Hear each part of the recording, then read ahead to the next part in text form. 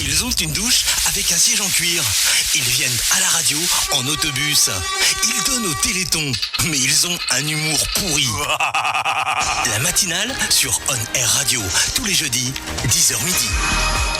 C'est tous les jeudis, c'est 10h midi, c'est bienvenue dans la matinale ce matin avec Max. Comment va Max ce matin ? Ça va très bien et toi ? Bah écoute, comme un jeudi matin, le soleil est parmi nous, donc tout va bien. Willy ? Oui, bonjour. On va parler quoi ce matin, Willy ? Alors, j'avais teasé déjà la semaine dernière de quoi qu'on allait parler ce matin. Voilà, exactement. On va parler d'X-Files. Ah oui, c'est vrai, X-Files, la série X-Files. Et on va s'attarder bien entendu sur la CD Tech et donc sur la bande originale d'X-Files composée par Mark Snow.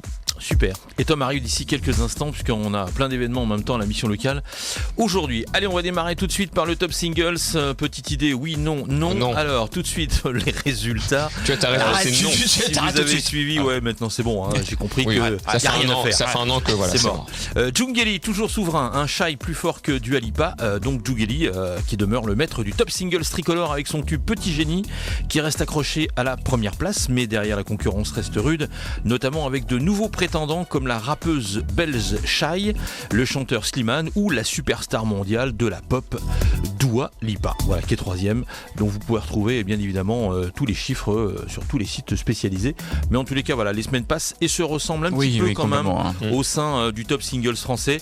Donc Petit Génie, enregistré avec Alonso, Imen, Ez, Abou, Dubing, Josa, Djungeli, donc s'offre une 8e semaine. Et ça se ressemble tellement qu'on s'en souvient jamais. Exactement, oui, une 8e semaine non consécutive en tête du classement sur les 7 derniers jours.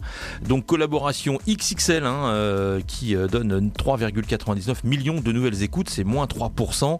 Et derrière, c'est Inigo Quintero, le seul à l'avoir détrôné durant 2 semaines avec son hit Si no Estas, qui conserve donc sa médaille d'argent avec 3,64 millions de streams. C'est pas mal quand même. Ouais, c'est bien. Allez, on passe tout de suite au top album.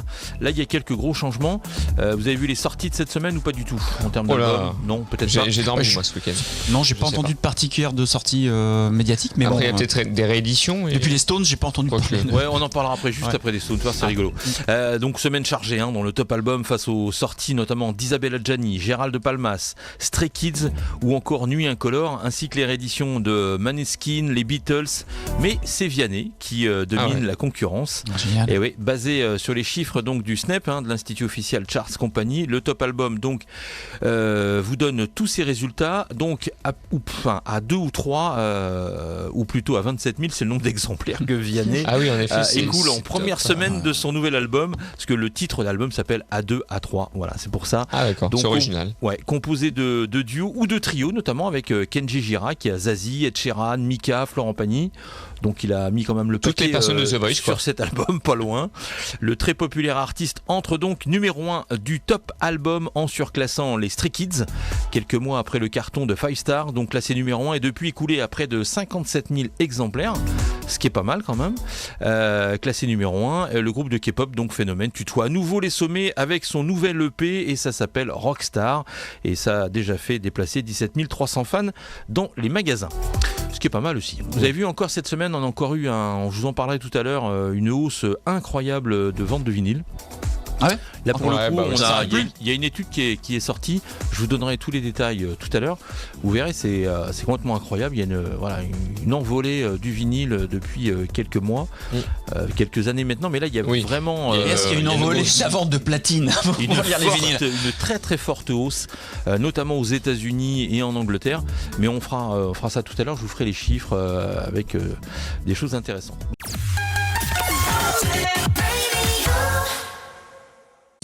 Max, la chronique de Max. La chronique de Max. Max. C'est Max, c'est la chronique de Max, vous le savez, toutes les semaines, tous les jeudis, on fait un petit récapitulatif des choses marrantes qu'on a pu voir à la télévision. Et c'est Max qui, toute la semaine, va... On regarde des émissions pourries de temps en temps, c'est très compliqué. Et il nous fait un petit retour là-dessus. Voilà. Ouais, j'ai l'impression que tu y prends un certain plaisir. Oui, je pense aussi, mais nous aussi en même temps, je te rassure. Mais bon, je vais parler avant des justes audiences de cette semaine. Donc il y avait France-Gibraltar, c'était samedi soir sur TF1. Et ce que l'on voit, ça fait 6,5 millions. Et du foot, je sais pas. Ouais, le 14-0 de l'équipe de France. C'est ça ce que j'ai dit, il y a eu 14 ou 15 buts, c'est ça ? Ouais, 14-0. D'accord. Et c'est Gibraltar en même temps. D'accord, c'est Gibraltar, oui, c'est vrai. À côté, c'était des boulangers, des des pêcheurs. Hein. Ouais, D'accord. c'est ça. Voilà. 6 millions. 6 millions 5. Je dirais moins. Tu dirais moins. Ouais. Oli, qu'est-ce que Plus, allez, plus. Tu dis plus. Eh ben non, c'était moins, c'est 5 millions 6. Ah bah tu vois. Ouais, ouais. C'est moi qui ai la cadasse cette Ouais, semaine. ouais, non. Ah bah attends, ça fait 2 semaines de suite que j'ai des bons résultats, ça Voilà, va pas durer. c'est vrai. Faut que la retourne, comme dirait un certain Franck Ribéry. Ouais. Ensuite, il y avait L'amour est dans le pré, c'était le dernier épisode de cette saison. Et Exact. j'aurai des extraits tout à l'heure. Est-ce que selon vous, ça fait 4 millions 1 comme la semaine dernière? Ah bah c'est le dernier. Et The Last. Ah bah oui, normalement ça va gagner ça. Allez, juste Ouais. audience. Juste audience pour toi? Ah bah juste, ouais, comme l'année dernière. Ouais, plus. Ah, plus, Allez, quoi. plus pour le dernier Allez, épisode, je dirais peut-être que j'en plus. suis revenu. Et non, t'aurais dû rester. Eh ben. C'était à juste audience. Ah, tu vois, Dis donc, ouais, c'est voilà. incroyable ça, 2 fois 4 millions 1. Eh ouais. Putain, c'est une Tu vois, dinguerie. comme quoi c'est fou. Oui, c'est Space. Ouais. Il y avait aussi la Star Academy vendredi soir sur TF1. Est-ce que selon vous, ça fait 3 millions 5? Moins. La Star Academy, 3 millions 5. Non, je dirais moins, ouais. Ouais, bon, sans surprise, hein, mais c'est bien moins avec 3 millions, ce qui est quand même pas trop mal. Ouais, mais bon, la Star Academy, Ils ont du mal. Hein, ils ont du mal à démarrer hein, pour le coup. C'est beaucoup 3 millions maintenant, mais il faut relativiser par rapport aux audiences Par de rapport, jadis. par rapport il y a 20 ans, c'était 7 millions 5 Ouais. minimum. Ensuite, il y avait Taxi 2, c'était jeudi soir sur TMC. Est-ce que selon vous, ça fait 500 000? Sur TMC, Taxi Sur 2. TMC, Ah, moins. Taxi 2. Moins. Moins, je dirais plus, tiens. Et ouais, c'est plus, 750 000. C'est bon ça. Et enfin, dimanche soir sur W9, il y avait un film que j'aime beaucoup, moi, c'est La Cité de la Peur. Est-ce que Ah selon oui. vous, ça fait 550 000? J'ai dit qu'on parlerait de leur bande originale, c'est 4 Oui. de la peur, parce qu'elle est C'est un vraiment petit. bien. Pour te dire, bon, Ouais, alors, il faut le faire. Ouais. Cité Ouais, de la c'est vrai. peur, c'est clair. 550 000, je dirais la Ah, juste audience. Allez, plus. et c'est plus. Non, Oui, c'est Woody. plus, Toujours ça. à la fin, 850 000, c'est quand même pas mal hein, Ah, pour pas W9 mal. un dimanche soir. Ah, c'est bah je suis franchement bien. content. Quand je suis c'est content, vrai. je vomis. Non, bah là-bas, si tu veux. Ensuite, je vous parlais des champions du monde de l'actu. Donc là, c'est en Belgique. Voilà, c'est des voyageurs qui sont bloqués dans un train aux alentours de 22h. À votre avis, pourquoi le train était bloqué? Est-ce que vous avez une petite idée? Où c'est en Australie? Non, en Belgique. Ah bon. Je non, m'en fous, mais je- non, parce que- Le non, mec ça en est devient très, très fou, loin. il entend plus rien, il comprend plus rien. Parce qu'ils ont coupé l'électricité. Non. Ça va être un truc, stylé. bah, un Il y truc avait un débile. truc sur la voie. Bon, il y a quelque chose sur la voie, oui, certainement. Et même pas en plus. Même pas. Non, il y a un mec qui a tiré le signal d'alarme. Et non, c'est le conducteur qui était bourré. En fin de compte, il a manqué un arrêt et grillé 2 feux rouges. Donc la société des trains en Belgique ont pris l'initiative d'arrêter le train, bien sûr. Mais ce n'est pas tout. Ah ouais, parce que c'est pas qu'un bus était censé venir chercher les voyageurs, ce qui s'est perdu en prenant une mauvaise direction parce que le chauffeur apparemment était lui aussi pas mal alcoolisé. Ils étaient devait- ensemble. Oui, il y avait la Ils étaient foire, au- la foire du vin, ou je sais pas, un truc comme ça. Non, non, il était au pot de départ de C'est Michel, hyper ça se dangereux, trouve, ça. et puis voilà. C'est Mais énorme. c'est pas tout parce qu'il y avait un autre conducteur. Alors lui, il est arrivé, sauf que il n'était pas habilité à transporter les passagers. C'est-à-dire que lui, c'était vraiment la marchandise, quoi. Ah, d'accord. D'accord. Donc Il voilà. était pas bourré, c'est déjà ça. Non, c'est Et ça. pourtant, mais c'est bon. hyper contrôlé au niveau du Ouais. la conduite de train, c'est quand même un peu très carré. Donc, je savais même pas que c'était possible en fait de pouvoir. Ouais, parce que les bus aujourd'hui, tu pas obligé de s'arrêter, souffler, dans un truc. Hein. Oui, mais même pour. Ah, les- mais ça se trouve, il a dû pour les se prendre trains, une petite cuite en conduisant, je pense. Hein. Ah, tu vois qu'il a. Ah il bah, a je pris- pense. Il a pris en. Si c'est vraiment contrôlé, je pense qu'il a dû conduire, puis il avait un petite bouteille, puis il s'est fait plaisir. Ok. C'est sacré belge. Ensuite, je vais vous parler d'un concours assez insolite parce que ce dimanche-là, et ça existe vraiment, c'est le concours du cri du dindon. Et ouais. Est-ce que je vous ai fait une petite compile des meilleurs cris merci. de dindon, bien sûr.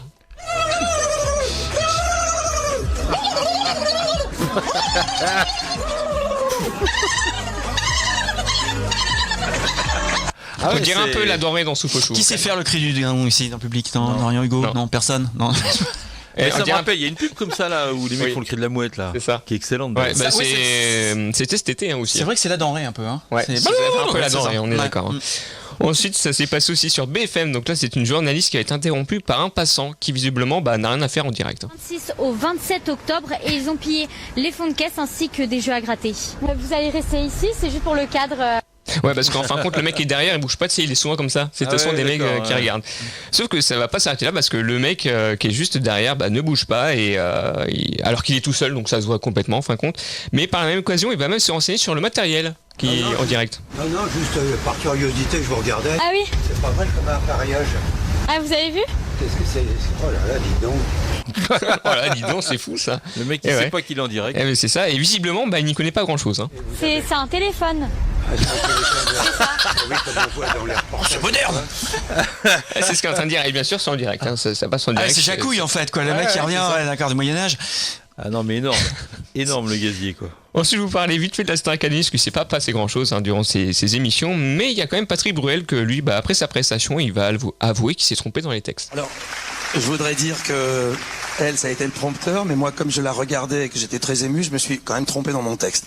Ça lui arrive souvent, lui, de se tromper dans les textes en plus, habituellement. Donc, D'accord, ok, incroyable. il y a eu aussi un chanteur que je ne connais pas, Soul King, je sais pas si vous connaissez autour de la table. Le nom me dit Non. quelque chose par contre. Mais Ouais. alors après te Ouais, dire. c'est le roi qui est sous, c'est ça? Oui. Ah oui. ouais, ça doit être ça, je pense.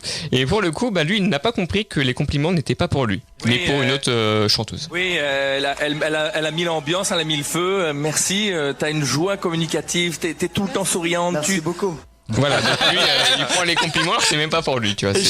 Elle a une joie. Merci. Merci. C'est vrai que je suis formidable. Et donc du coup, je vais vous parler du dernier épisode de L'amour est dans le pré parce que c'était ce samedi. Est-ce que ce lundi, pardon. Est-ce que tu as regardé toi du coup, Manu? J'ai pas tout regardé, mais j'ai regardé un petit peu, ouais. Ah bah même pas le dernier alors. Bah, Bon, remarque ça vient tous les 2 mois donc. Non, mais ça m'a un peu saoulé parce que elle fait traîner un peu en longueur les trucs et puis alors avec C'était d'un long, coup, ça revient après. Surtout que c'était mal. long. L'épisode était très mal monté parce que Ouais, en ça milieu m'a- de l'épisode, ça se termine avec une musique que j'en parlerai et après ça repart encore avec les bilans alors que je devrais Ouais. terminer sur une D'accord, musique. c'est comme les C'était très finales mal de Koh-Lanta où en fait t'as le résultat à minuit quoi. Ouais, c'est Ouais, ça. c'est ça. Ouais, bah, il C'était dilue. très long. Ouais. Il dilue. Ça m'a un petit peu gavé, hein, j'avoue. Et donc là, du coup, on a des nouvelles de Clément. Alors Clément, je sais pas si vous vous rappelez, c'est le personnage qu'on tout le monde trouve qui c'est un beau gosse, mais il a du mal à parler avec les femmes. Donc là, il arrive chez sa prétendante et il n'avait pas du tout prévu de dormir avec elle. Mais bon, il va quand même se dévouer. Hein. Là? Sérieux? Ouais, ça a l'air confortable, ouais, je dis. Quand j'étais chez lui, on a dormi ensemble, du coup, je pensais, enfin, la question se posait même pas pour moi. T'es sûr parce que j'ai pas de drap à la propre, hein? Ouais, bah, je vais dormir avec toi. Le mec se dévoue. Bon, bah allez, je vais dormir avec Ça toi. va, il est pas trop timide, ça va. Ouais, ça va. Il y a aussi Charles, on a des nouvelles avec sa dent, parce que oui, il avait perdu sa dent lui en mangeant à la soirée de Patrice, et donc voilà avec quoi il a tenté de la recoller quoi. Donc j'avais prévu de la colle forte pour recoller, donc j'avais recollé la dent sur l'appareil avec la colle forte. Pardon? C'est toi qui avais mis ton truc et de la colle? Mais genre de la colle? Colle normale. Mais c'est pas fait pour ça. Ouais, c'est pour ça que ça tenait pas. Il a mis la UUU, il a dit oh ça a bien collé quoi, c'est oui, non, mais, c'est du lourd. Hein. Et Karine va même lui demander s'il s'est décidé à vivre avec sa prétendante Véronique, et quand elle avait rejoint la ferme, il avait répondu ça. Elle est venue, c'était sûr que c'était pour être ensemble. Bah oui, c'était pas pour enfiler des perles. Là. Toujours dans l'élégance, hein, bien sûr. Bien sûr. Mais ils ne sont plus ensemble car Véronique était jalouse. Envoyé des messages à mon fils Théo qui était pas bien, et elle m'a fait une crise de jalousie parce que soi-disant j'envoyais des messages à mon ex-femme. Et j'ai pris le téléphone, et dit c'est mon fils passera toujours avant toi. Bim. Ah ouais, là Ça, c'est mal ça fait- parti. Hein. Bah c'est-à-dire que si ça commence comme ça effectivement, Voilà. c'est un peu compliqué. mal barré. Et dès le lendemain de cette embrouille, là elle a décidé de partir. Hein. Les valises étaient faites, tout, et je lui ai quand même demandé est-ce qu'on reste en contact. Elle est partie, elle a dit ouais c'est ça. Ouais, donc ça veut dire que c'est mort. Hein. Je pense que là, ça veut dire. Alors effectivement, je ne connais pas trop bien le langage des femmes, mais c'est possible. Je pense que voilà, hein, ça doit être mort de chez mort. Et elle est jamais revenue d'ailleurs. Hein. Ah oui, c'est ça, elle est jamais revenue, il attend toujours. Qui dit fin de saison de L'amour est dans le pré, dit petite soirée avec les agriculteurs qui vont bien sûr détruire une chanson française. Hein. Forcer les portes, les barrages, sortir le loup de sa cage! De Johnny bien sûr. Ah bah bien sûr. Le carnage. Ouais, là, il y a Ah oui, tu m'étonnes, le carnage, oui, ça fait mal. un petit peu de carnage. Et c'est là qu'on voit que l'émission est mal montée, parce que ça aurait dû se terminer comme ça, mais non, ils reviennent avec les bilans à ce moment-là. C'est très mal monté, c'est le dernier épisode, parce que là, c'est Patrice et Justine. Je sais pas si vous vous rappelez, Patrice, c'est le monsieur qui vit dans la maison qui fait peur. La maison qui fait peur. La maison d'horreur. La maison qui est isolée de tout, où t'as pas de route, t'as que des Ah champs. oui, le manoir cher. Et Justine, c'est celle-ci qui a la voix un peu de Marine Le Pen qui commande un peu tout. Et visiblement, ils sont toujours ensemble, et Catherine va lui redire que Justine était un peu trop autoritaire. Hein. Pour le coup, avec les caméras et tout ça, c'était pas... Je sais pas si c'est le stress qui m'a rendu comme ça, mais j'ai posé la question à mes parents, qui m'ont quand même vu naître et grandir, et il y a des traits de mon caractère que j'avais déjà étant ado. Donc c'est pas les caméras en fait. Tu vois, et Karine, elle va la détruire pendant tout le bilan. Tu vas voir pourquoi. C'est vrai, c'est vrai. Et donc Justine va donner une de ses qualités, mais Karine va lui remettre à sa place. Je pense que je suis quand même beaucoup dans la communication et le partage, mais... Non, le partage, non, c'est comme t'as décidé de le faire et personne ne peut faire autrement. Voilà, Allez, déjà. pan, tiens, Allez, voilà. hop. Ah oui, là, c'est deux balles dans le fusil. Ah ouais, mais terminé. ça va pas s'arrêter là.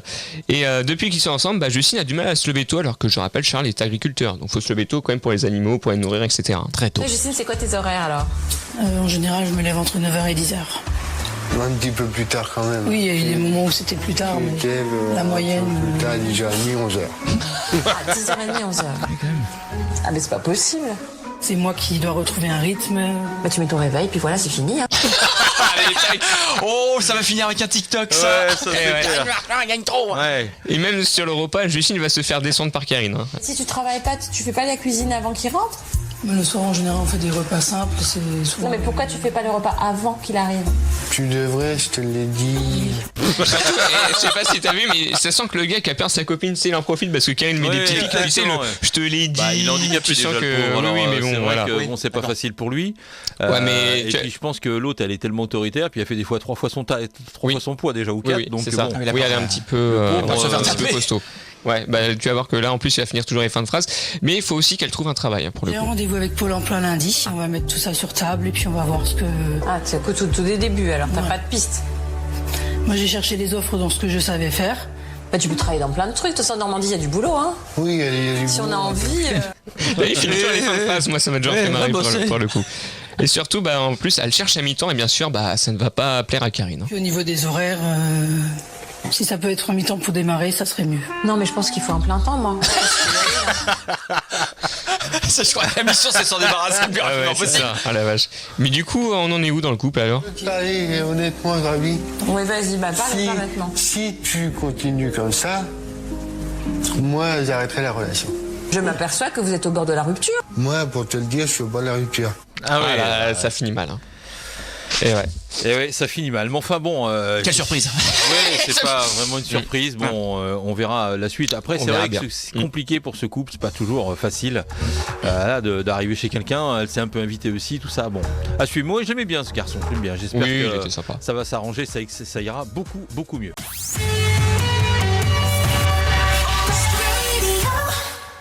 Bon, allez, quelques infos rapidement de l'actualité musicale de la semaine. Est-ce que vous avez vu que Mariah Carey a fait un concert dans ses concerts de Noël, hein, comme d'habitude, comme tous les ans, bien évidemment. Et ils ont décongelé Mariah Carey là, c'est ben, bon. ouais, ils ont décongelé Mariah Carey et je sais pas si vous avez vu, la relève est assurée puisque lors d'un concert sur sa tournée de Noël à Los Angeles, eh bien, elle a régalé ses fans en invitant sur scène sa fille Monroe qui a 12 ans.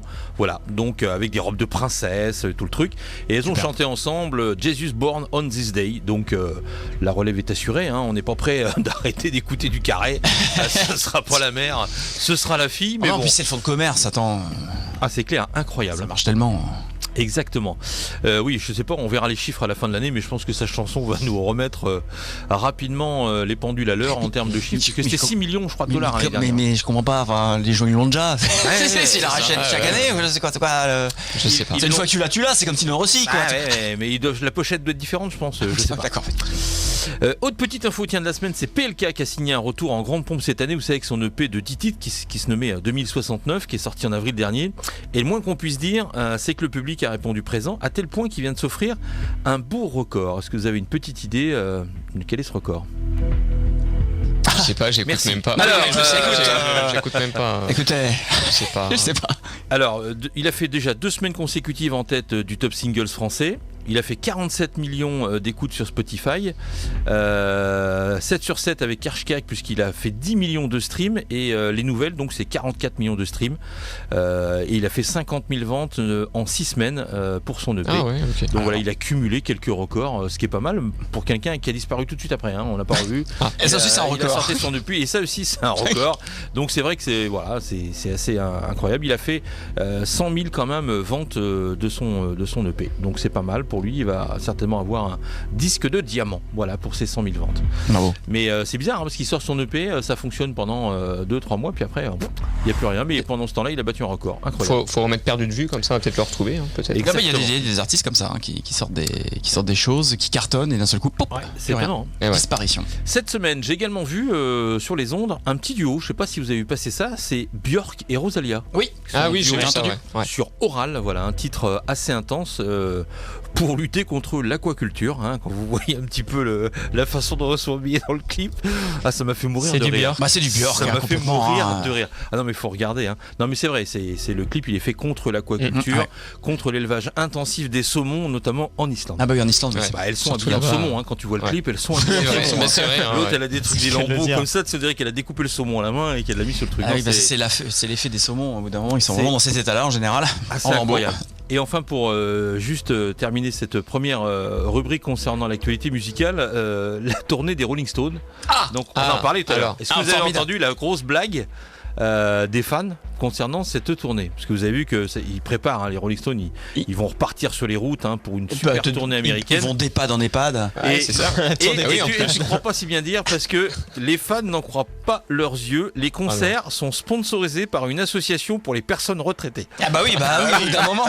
Donc voilà, il y a 30 ans ça aurait été une blague, mais aujourd'hui ça devient réalité, et c'est vrai qu'ils se sont fait un peu moquer sur les réseaux par les fans en se disant attendez, c'est quoi ce délire, c'est sponsorisé par l'EHPAD. Oui, c'est ça. Donc incroyable. Dans tous les cas, ils repartent quoi. Bah bien sûr, c'est ça qui est complètement. On change quelques pièces et c'est reparti. Hein. Les mecs repartent quoi sur la route. Comme quoi la drogue ça conserve quand même, mine de rien. Oui, c'est des Terminators, moi je pense. Moi c'est ma théorie. Ils sont pas partis pour leur tournée d'adieu, hein. Je pense que là. Les 30 c'est la tournée de retour. C'est la tournée de retour, c'est pas pareil. Exactement. C'est quand même assez incroyable de se dire que les mecs à l'âge qu'ils ont, ils ont encore cette capacité à faire une tournée aux États-Unis en plus, qui est pas forcément le pays le moins grand, où il y a quelques villes. Ils vont arriver en déambulateur, tu sais, sur la scène. C'est incroyable. Oui, alors qu'il y a des artistes plus jeunes qui font des burn-out, qui ont des problèmes. Oui. Enfin, c'est très fatigant, etc. Mais ils sont organisés sur l'expérience, je pense. Voilà, ils ont. Puis après, c'est peut-être aussi une passion. Je pense réellement. Je pense que c'est ça aussi. C'est des gens qui vivent sur scène, quoi. Vraiment, c'est leur moteur. Mais on en a eu en France aussi, hein. Comme Aznavour qui a duré très très longtemps. Oui, c'est vrai. C'était pas le même genre de musique, soit. Non. Mais tant qu'il a pu, il était sur scène. Il n'avait pas la même énergie non plus sur scène. Non, pas tout à fait. C'était pas le même registre. C'est un peu comme les Cure, quoi. Tu vois, les mecs qui sont plantés au début du concert et ils ont la même place quand ils s'arrêtent 2 heures après. Oui, c'est vrai que c'est clair. Bon, allez, c'est parti. On va partir. On va prendre le chemin à l'envers. Du coup, on va partir avec Willy qui va nous raconter donc l'histoire musicale entre guillemets de la série X-Files. X-Files et je te propose tout de suite, rien que tout de suite, de commencer si tu l'as sous la molette, si tu l'as molette, de commencer directement avec le premier titre. On est obligé. C'est obligé. C'est obligé avec le thème. Le thème.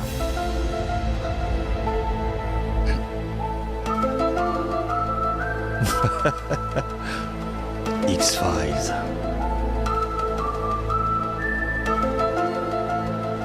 Même les scientifiques le savent. Culte, ce truc. Ah bah oui. Alors justement, c'est rigolo parce qu'en fait, la série de X-Files a commencé sur les ondes en 1993 et cette musique-là, le thème est devenu tellement culte c'est plus connu que c'est devenu un mème en fait. Ouais. C'est le mème de l'étrangeté. C'est-à-dire que c'est limite tu peux le siffler quand t'as un pote qui te raconte un truc bizarre, lunatique, voilà. C'est le truc complotiste à ça. Tu comprends que où est-ce qu'on est I want to believe. Alors The X-Files, de quoi s'agit donc? Donc c'est la série télévisée américaine de science-fiction la plus connue, je pense, qui a été créée par Chris Carter. Elle a été diffusée pour la première fois donc en 93. Elle a duré 11 saisons jusqu'en 2018. La série suit les enquêtes donc de 2 agents du FBI, Fox Mulder et Dana Scully, qui travaillent sur des affaires non résolues appelées X-Files, les affaires classées, ici, qui impliquent des phénomènes paranormaux, des extraterrestres, des conspirations gouvernementales et d'autres mystères inexplicables. Fox Mulder, c'est un agent du FBI qui est obsédé par la recherche de la vérité, assez crédule pour le coup, vraiment toujours voir le côté fantastique des choses, tandis que Dana Scully, c'est la scientifique, très pragmatique, elle travaille, elle est légiste. Donc pour elle va toujours chercher un côté très terre à terre aux affaires sur lesquelles ils enquêtent. Et au fil de la série, ils découvrent des complots gouvernementaux secrets, des créatures surnaturelles et l'existence d'un groupe mystérieux appelé le Syndicat qui semble être impliqué dans la dissimulation de la vérité sur les extraterrestres.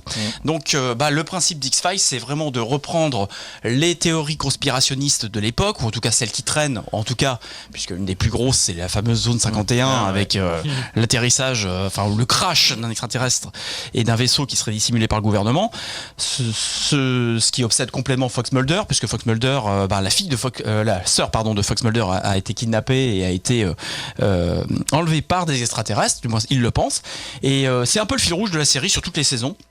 Jusqu'à ce que l'acteur David Duchovny qui incarne Fox Mulder quitte la série, mais la série elle s'est pas arrêtée pour autant, puisqu'elle a continué ensuite directement. Alors c'est Chris Carter qui a réalisé cette série. Chris Carter, il est né en 56 à Belfort en Californie. C'est un vrai surfeur, passionné de surf, etc. Toujours présenté comme ça. Il est d'abord scénariste avant d'être producteur et réalisateur américain. Il est surtout connu pour X-Files, tellement X-Files qu'il a un petit peu tiré sur le truc pour essayer d'avoir le plus longtemps possible. Et pourtant, c'est pas forcément la personne que moi personnellement je trouve la plus talentueuse dans le nombre de saisons qu'il y a, puisqu'on trouve par exemple des gens comme James Wong et d'autres scénaristes qui sont bien plus talentueux mais ça c'est mon goût à moi. Je sais pas si vous l'avez vu cette série, mais de mon point de vue, ce qui rend X-Files vraiment exceptionnel, c'est pas les épisodes sur les extraterrestres, c'est tous les autres. Ce qu'ils appellent les loners, c'est-à-dire souvent une enquête dans un épisode qui n'a rien à voir avec les extraterrestres, où il se passe quelque chose, et c'est là où on a eu les épisodes les plus marquants. On peut notamment se souvenir par exemple du tueur Tooms, qui est capable de se compresser et passer dans n'importe quelle fente. On a aussi la douve géante, c'est-à-dire l'espèce de parasite qui bouffe les gens. Enfin, il y a toutes sortes d'idées absolument géniales et qui ont une particularité, c'est que ces séries étaient écrites de telle façon qu'à la fin, on avait une sorte de révélation finale ou un twist à la fin qui faisait que souvent on n'avait pas la réponse. On n'avait pas la réponse à l'affaire, ou en tout cas c'était suffisamment énigmatique pour que le spectateur se dise on n'a pas eu toutes les réponses. Effectivement, qui a la réponse?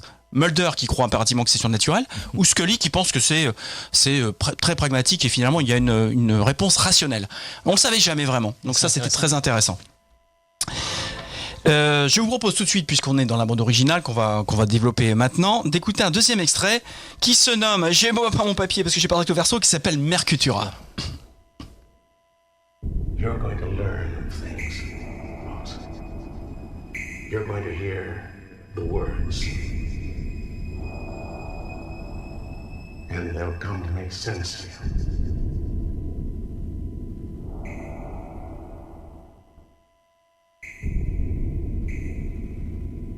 The merchandise.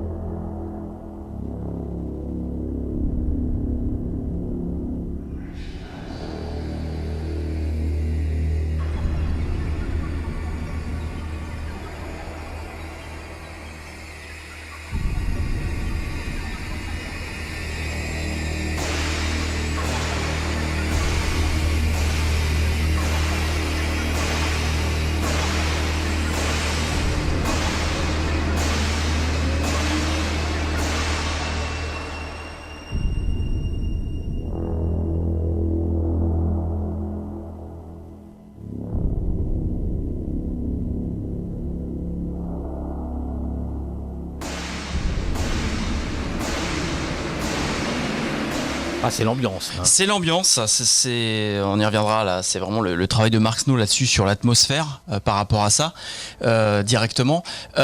Pourquoi X-Files a été marquant finalement quand cette série a débarqué en 93? Parce qu'on aurait pu dire que c'était une série qui aurait pu être complètement ordinaire, mais elle a apporté toutes sortes de choses. La première chose qu'elle a apporté, cette série, c'est du fantastique. Et finalement, il n'y en avait plus.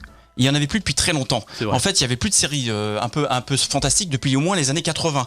Des séries sur les surnaturels, il n'y en avait pas du tout. On était vraiment dans des séries de détectives, des séries policières, et donc on voyait arriver des agents du FBI qui enquêtaient sur quelque chose de surnaturel. Les envahisseurs, après, il n'y a pas eu grand-chose. Il n'y a pas eu grand-chose, effectivement. Les thématiques en plus creusaient étaient celles de l'époque, des conspirations de l'époque. Ils reprenaient par exemple une des premiers épisodes, c'est un de leurs informateurs, c'est Gorge Profonde, donc ça c'est le Watergate, on reprend un peu le même principe.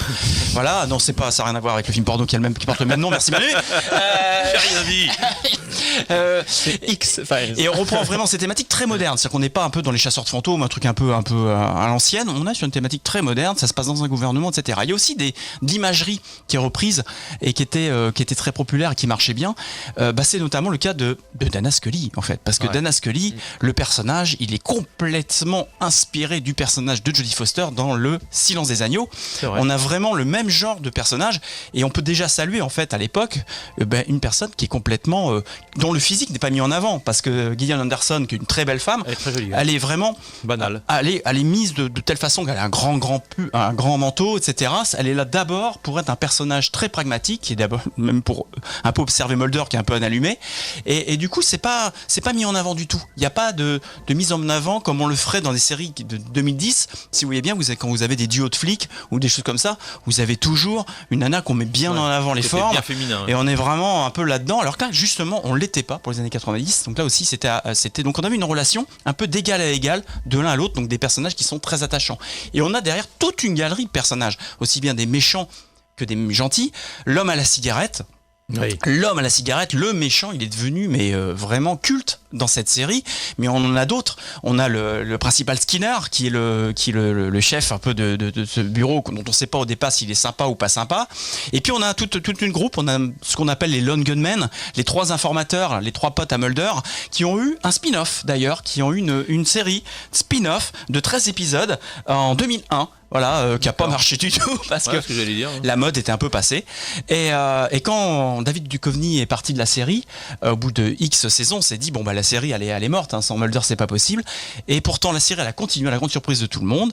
Gillian Anderson a re-signé pour jouer toujours Dana Scully et ils ont remplacé Fox Mulder avec Robert Patrick que vous connaissez bien puisque s'il incarnait le T-1000, Terminator 1000 de métal liquide dans Terminator. Et il s'est avéré hyper efficace et ces saisons-là qu'on a un peu oublié, elles contiennent aussi des épisodes absolument magistraux au niveau écriture, avec plein de surprises, plein de très très bonnes idées. On retourne tout de suite sur Mark Snow avec un 3e extrait, Iter.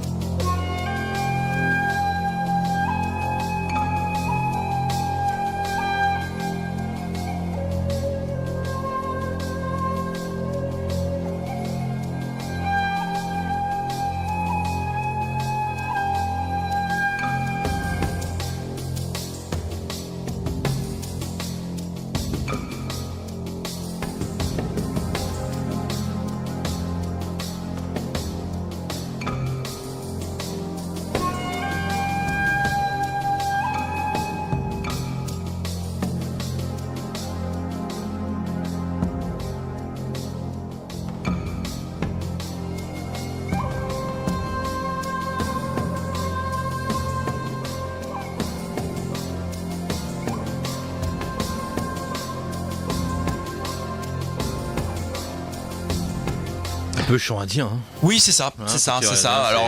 Alors il y a 20 morceaux sur cette bande originale que je n'ai pas montré, qui est ici, l'album se nomme The Truth and the Light, Music from the X-Files. Voilà, musique by Mark Snow, words by Chris Carter, parce qu'on entend un peu la voix de Chris Carter au début, et vous verrez dans le dernier, on entend même des extraits. Ce qui est assez intéressant dans cette BO, c'est qu'elle est vraiment atmosphérique. Hein, les morceaux sont tirés de différents épisodes des premières saisons, et avec un mix avec les voix des acteurs, ce qui rend encore plus, on entend l'homme à la cigarette, etc., qui rend plus efficace encore plus les sons.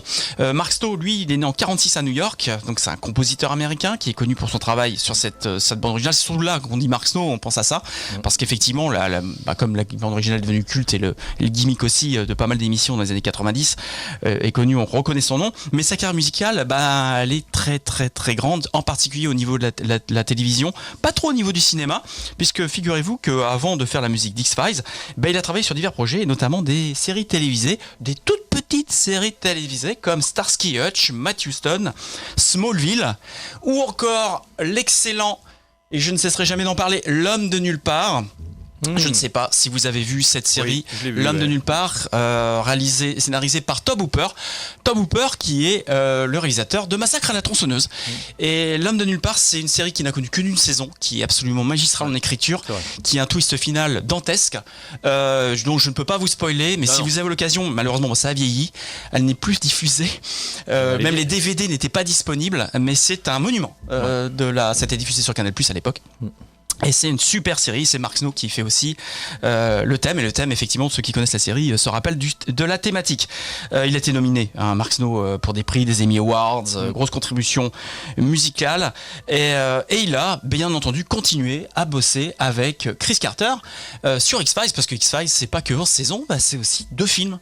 Et oui, parce qu'il y a eu 2 films en 2016 et 2018, il y a eu 2 films qui ont été diffusés au cinéma, bien entendu. 2016, en plein, on va dire, on était à peu près après, on commençait un peu à terminer le truc, donc on restait dans l'extraterrestre. Et un deuxième film appelé Régénération, qui est sorti en 2018 dans l'indifférence générale. Voilà, je pense qu'on a été que 2 à y aller, moi et Laurence qui est dans le chat là, voilà, parce qu'on était grands fans d'X-Files quand même à l'époque, donc on y est allé. Et voilà, j'en parlais à Max, on n'a pas compris. C'est-à-dire qu'en fait, le premier film, on se disait, encore les extraterrestres, nous, c'est pas les épisodes qu'on préfère, pourquoi vous faites un film là-dessus? Tout ça pour commencer à faire peut-être un semblant de baiser entre les deux héros, alors que bon, voilà. Et le deuxième film, on s'est dit, voilà, ça, c'est pas les extraterrestres, ils vont nous chiader un super scénario comme ils ont l'habitude de le faire, et en fait, c'est complètement plat. Le truc est pas intéressant, c'est un téléfilm, c'est même pas aussi bon qu'un épisode ordinaire des premières saisons de la série. Il y a un gros navet, quoi. Voilà. Donc comme je vous le disais, la bande originale elle est très sympa, elle installe une atmosphère avec des chants tribaux, une espèce d'ambiance, etc. Et avec ces mix de petites voix des acteurs qu'on entend. Et là je vous propose Pragnino de Axis où on entend Mulder et Scully. In these files, I found references to experiments that were conducted here in the US by Axis Power scientists who were given amnesty after the war. What kind of experiments? Some kind of tests on humans, but they're referred to as merchandise.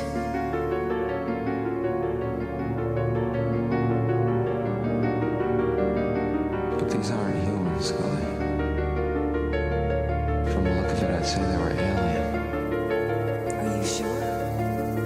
I'm pretty damn sure.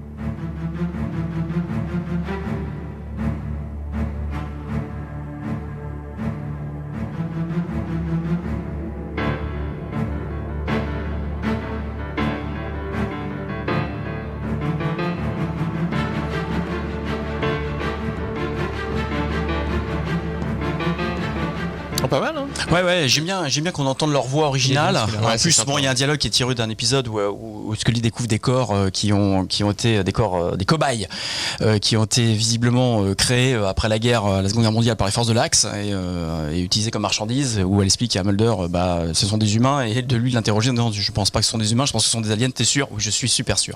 Donc on est vraiment dans la vérité. D'ailleurs, c'est une super série. Comme tu le disais, faut la revoir, quoi. Bien sûr. Alors, elle a vieilli, je vais pas vous mentir, elle a vieilli surtout dans sa manière. Elle était très moderne à l'époque, mais déjà à l'époque on se disait, ils sont souvent dans le noir, ils allument jamais la lumière, il y a la lampe torche, on voit pas grand chose. Ça fait que s'amplifier, c'est-à-dire qu'il y a un rythme qui est assez lent. C'est une des premières séries où on voit autant les héros avec un portable au téléphone. C'est commencer à savoir écrire, comment on fait pour téléphoner à l'un à l'autre tout le temps. On est souvent dans le noir, c'est toujours un peu marron, etc. Mais ça reste des modèles d'écriture, ça reste vraiment quelque chose qui a vraiment marqué. Chris Carter, quant à lui, il essayait un peu de profiter du succès. Il a fait une autre série qui s'appelle Millennium, que je vous conseille aussi parce que c'est une très bonne série. Millennium. Et plus récemment, alors c'est pas Chris Carter, c'est pas Mark Snow, mais si vous aimez X-Files et si vous arrivez à les revoir et que vous aimez bien cette ambiance de film fantastique et de cette type-là, il y a une série absolument géniale, que je vous recommande. Celle-ci, elle est de J.J. Abrams, c'est Fringe. Fringe qui s'inspire complètement d'X-Files, et Fringe c'est certainement, avec X-Files, une des meilleures séries de fantastique que j'ai vues ces 10 dernières années, réellement. Elle est absolument parfaite de bout en bout. Elle commence un peu en se disant c'est un peu le monstre du jour, et ensuite c'est surprise, plus le temps passe, plus les saisons s'améliorent, et réellement regardez-la, parce que Fringe n'aurait pas existé si à un moment donné Chris Carter s'était pas dit tiens, on va utiliser toutes ces petites conspirations et on va en faire une super série. Fringe, elle est sur quoi, Netflix? Elle est plus. Elle est en DVD, elle est voilà. C'est pareil, c'était longtemps diffusé sur TF1 et là ça fait partie des séries, comme on en parlait avant par rapport aux films, qui sont un peu mises de côté. Donc j'espère qu'on les reverra sur des plateformes ou sur des chaînes. Avant ils se battaient pour les avoir, mais maintenant c'est un petit peu compliqué. Mais je pense que vous pouvez le choper peut-être aisément. Ok, merci Willy pour cette petite rétrospective en tous les cas sur X-Files. C'est vrai que peut-être les plus jeunes n'ont pas eu l'occasion de voir cette série, mais à revoir quand même. Si vous avez l'occasion, n'hésitez pas à aller télécharger ou regarder en streaming si ça existe encore. Cette série de X-Files.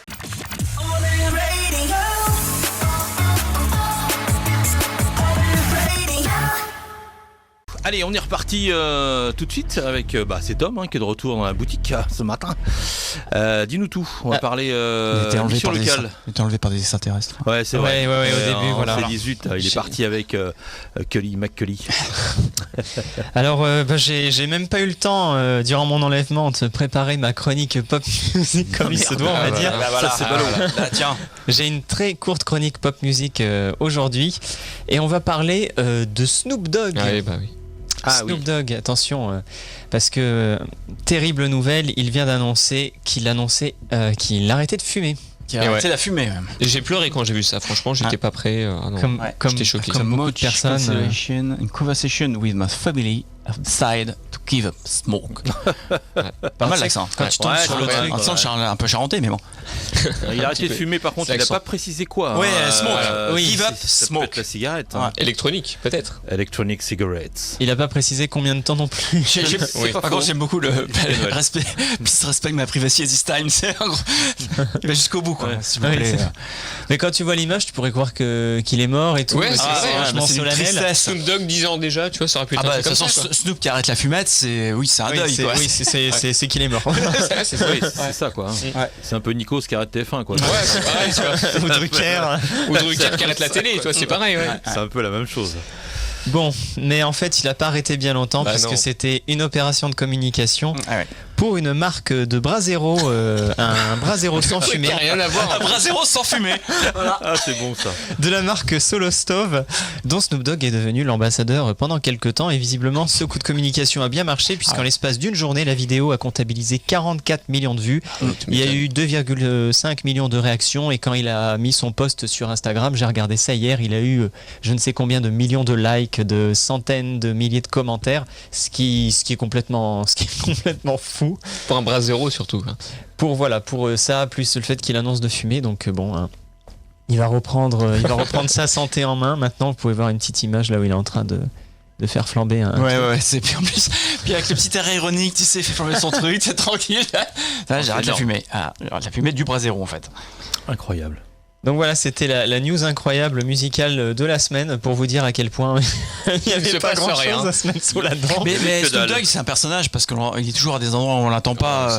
Je vous ai parlé, il était dans. J'ai bouffé le nom du film, par contre, je suis désolé, mais sur cet excellent film de Starsky Hutch aussi. Ouais, de vampire qu'il y a sur Netflix pour le coup, avec où il joue un chasseur de vampires avec un truc de cow-boy, mais c'est trop génial parce qu'ils font vraiment passer pour vraiment c'est le tueur quoi. C'est Snoop quoi. Et ou alors on le voit régulièrement sur le ring des catchs de WWE aussi. Il fait des apparitions, c'est très marrant. C'est vraiment un personnage au final quoi.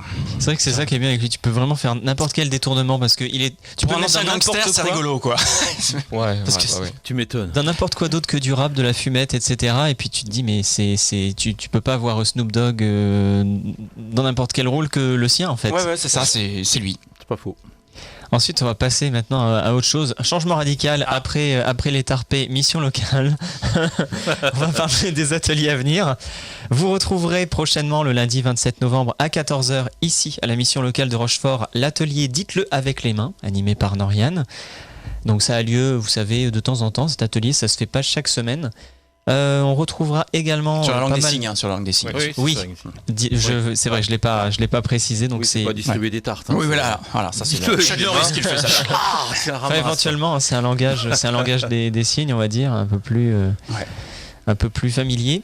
On aura également la semaine de l'industrie qui commence le 27 novembre également. Ce sera jusqu'au 1er décembre et on y participe avec la mission locale ainsi que l'ERIP, puisque cette année on présentera l'impression 3D ici dans nos locaux au Fab Lab Millennium. Ouais. Et il y aura également un coup de projecteur sur les métiers du nautisme cette année, à travers notamment un café job qui sera jeudi 30 novembre, donc la semaine prochaine. C'est gratuit, c'est tout public. Pour les coups de projecteur, vous pouvez vous inscrire sur l'inscription.com, donc ne tardez pas, je ne sais pas d'ailleurs si c'est presque complet. Non, on peut encore s'inscrire. Elle est magnifique cette affiche. On peut encore s'inscrire. Oui, je sais pas qui l'a faite, mais bravo. Donc voilà, pas mal d'infos. Vous pourrez retrouver tout dessus. On a déjà posté cette affiche sur les réseaux sociaux, donc vous pourrez retrouver le programme en détail sur nos réseaux. Et enfin, je voulais parler d'un dernier événement qui aura lieu dans presque un mois jour pour jour. Qui dit fin d'année dit Maria Carré, mais dit aussi... On va recevoir Maria Carré dans les locaux. Crotte au chocolat. Heureusement. Noël. Dit Noël, exactement. Donc on aura la journée spéciale fin d'année, fête de Noël, etc. le mercredi 20 décembre, exactement comme l'année dernière, sauf qu'on aura quelques petits changements, petites nouveautés. Vous retrouverez la Switch cette année, une petite partie de Mario Kart dans le Fab Lab Millennium. Ce sera l'après-midi, cette journée jeu. Le matin, on fera un live spécial de 3 heures, bien sûr sur le thème de Noël. Et l'après-midi, donc, à côté des jeux vidéo avec la Switch, il y aura également un blind test cinéma et série. Donc, bon, vous pourrez jouer à ça dans l'e-space. Et il y aura également Willy qui nous présentera des jeux de rôle. On pourra jouer avec Willy aussi. Ouais. Voilà. On pourra sauver Willy. C'est exactement. Il y a longtemps qu'on ne l'avait pas fait celle-là. Bah justement, je me suis dit merde. On a dû te la faire en pas mal d'antenne. Non, très peu. À peine un peu, quoi. Et ben on jouera à quoi comme jeu du coup, Willy, le 20 Le 20, on fera une initiation jeu de rôle donc c'est ouvert évidemment aux jeunes de la mission locale qui souhaitent découvrir ou qui connaissent déjà la partie jeu de rôle. Ça aura lieu ici dans le local de la radio, Honor Radio. On utilisera donc les micros, les casques pour mieux entendre la musique, parce que moi j'aime bien utiliser la musique quand je fais etc. Et on fera un actual play. Un actual play, c'est simplement qu'on sera diffusé tout simplement comme là on l'est aujourd'hui sur Twitch pour ensuite pouvoir montrer la partie des gens qui vont sur Twitch comme plein, parce que vous savez que ça le vend en poupe, maintenant on voit beaucoup de parties de jeux de rôle.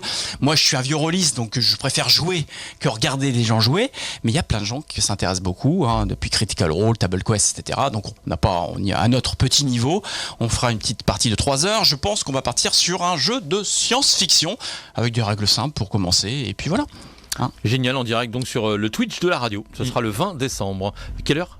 Partir de 14h. 14h. Voilà. 14, 17, 14, 17, 17, 30. Voilà, 14, 17, 30. C'est dur de se caler pile poil, puisque si les gens sont bavards. Génial. Donc, sachant qu'il faudra s'inscrire particulièrement si vous voulez faire les jeux de rôle, c'est 4 places. Il y a 4 places, je peux pas en prendre plus de 4 parce qu'on a que 4 micros. Donc, et puis de toute façon, on peut aller jusqu'à 5, mais après ça devient vraiment compliqué de gérer une partie de jeu de rôle quand on commence à en avoir.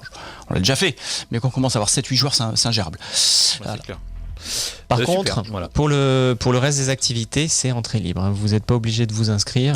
Mais si les jeux de rôle vous intéressent particulièrement, dépêchez-vous parce que 4 places, ça peut être vite pris. Ça part comme je vous remontre vite fait l'affiche si je la retrouve sur mon OBS. Donc voilà, vous avez les informations. Allez sur inscription.com. Et c'est déjà la fin de ma chronique. Oui, c'était ultra méga rapidos ce matin, mon petit Tom.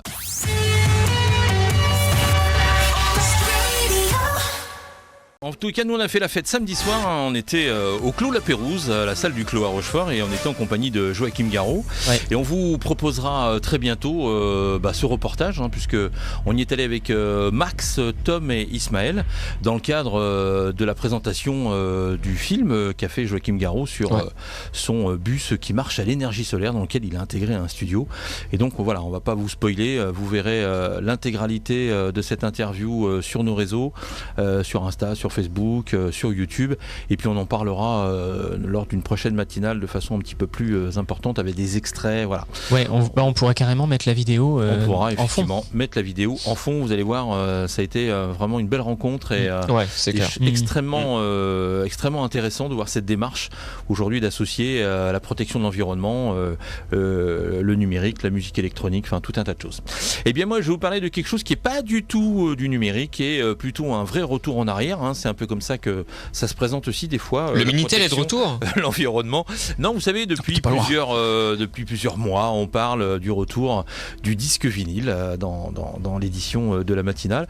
Et cette année, ça se concrétise de plus en plus puisque les Américains ont fait une étude il n'y a pas très longtemps, une étude assez importante qui a révélé donc 5,4 millions de vinyles ont été vendus en 2022 contre 745 000 exemplaires en 2013. Alors vous voyez l'étude de US Metrics, on voit un petit peu la répartition, hein, vous pouvez le voir sur Twitch si vous nous regardez en direct, avec les ventes effectivement de vinyle et notamment entre les albums, le streaming, la demande en streaming. Donc vous voyez que l'augmentation, le pourcentage d'augmentation est assez intéressante.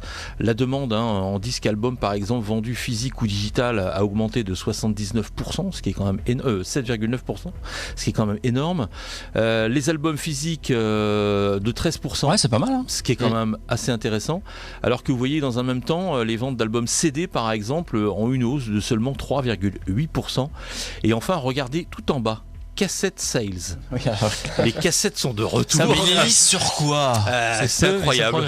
Mais ça, c'est toi qui les achètes, les CD. C'est toi, en fin de compte, l'augmentation. C'est non sur le nombre de ventes aux États-Unis. Non, moi, ce serait plutôt les cassettes, en fait. Les cassettes. Moi, j'avoue, j'ai une petite passion pour les. Augmentation de 5,8%. C'est quand même incroyable. Alors, effectivement, les chiffres sont pas énormes. On est à 200 000 cassettes de vendues contre 212 000 auparavant. Voilà, il y a quand même une augmentation. On va revoir les chaînes MIDI en vente en grande surface avec tous les doubles lecteurs cassettes, ça va revenir tout ça. Hein. Il y a une promo actuellement sur Amazon qui cartonne. Je lisais ça encore ce matin, j'ai pas eu le temps d'intégrer dans ma matinale, mais dans ma chronique. Mais il y a un combo platine, cassette, lecteur CD où on peut enregistrer de l'un à l'autre, etc. Okay. Qui cartonne. Je sais plus comment ils en ont vendu. Apparemment, c'est rupture de stock, c'est un truc de dingue. Oui, tout en un. Tout en un. Donc on va pouvoir partir d'un CD, l'enregistrer sur la cassette, le vinyle l'enregistrer sur la cassette, éventuellement graver un CD. Enfin bon, c'est dingue, donc les gens vont pouvoir comme ça. Alors voici un petit peu les chiffres un petit peu plus parlants des différents supports que vous pouvez acheter pour écouter de la musique. Alors total complet 4,4 millions, ça fait à peu près 20% de plus aux États-Unis. Le vinyle est à 2,6 millions, une hausse de 26%. Ça c'est quand même assez incroyable. Alors que le CD n'a que 15% d'augmentation de ses ventes avec 1,7 million, ce qui n'est pas non plus énorme. Et la cassette 62 000, donc voilà, moins 14%, moins 14,6. Alors pour la cassette, il faut lire un petit peu là je vous ai mis que deux petits extraits du document que vous avez qui contient 45 pages, qui est un document, un PDF où il y a l'intégralité des chiffres et les explications. Mais en tous les cas, on a vu une augmentation tout à l'heure et une baisse là, c'est que le pourcentage de la cote a été beaucoup plus large. Là, vous regardez sur ce document, ce qui est assez intéressant, si vous voyez la production à droite, alors le vinyle, regardez, c'est 60,3%, ce qui est quand même énorme.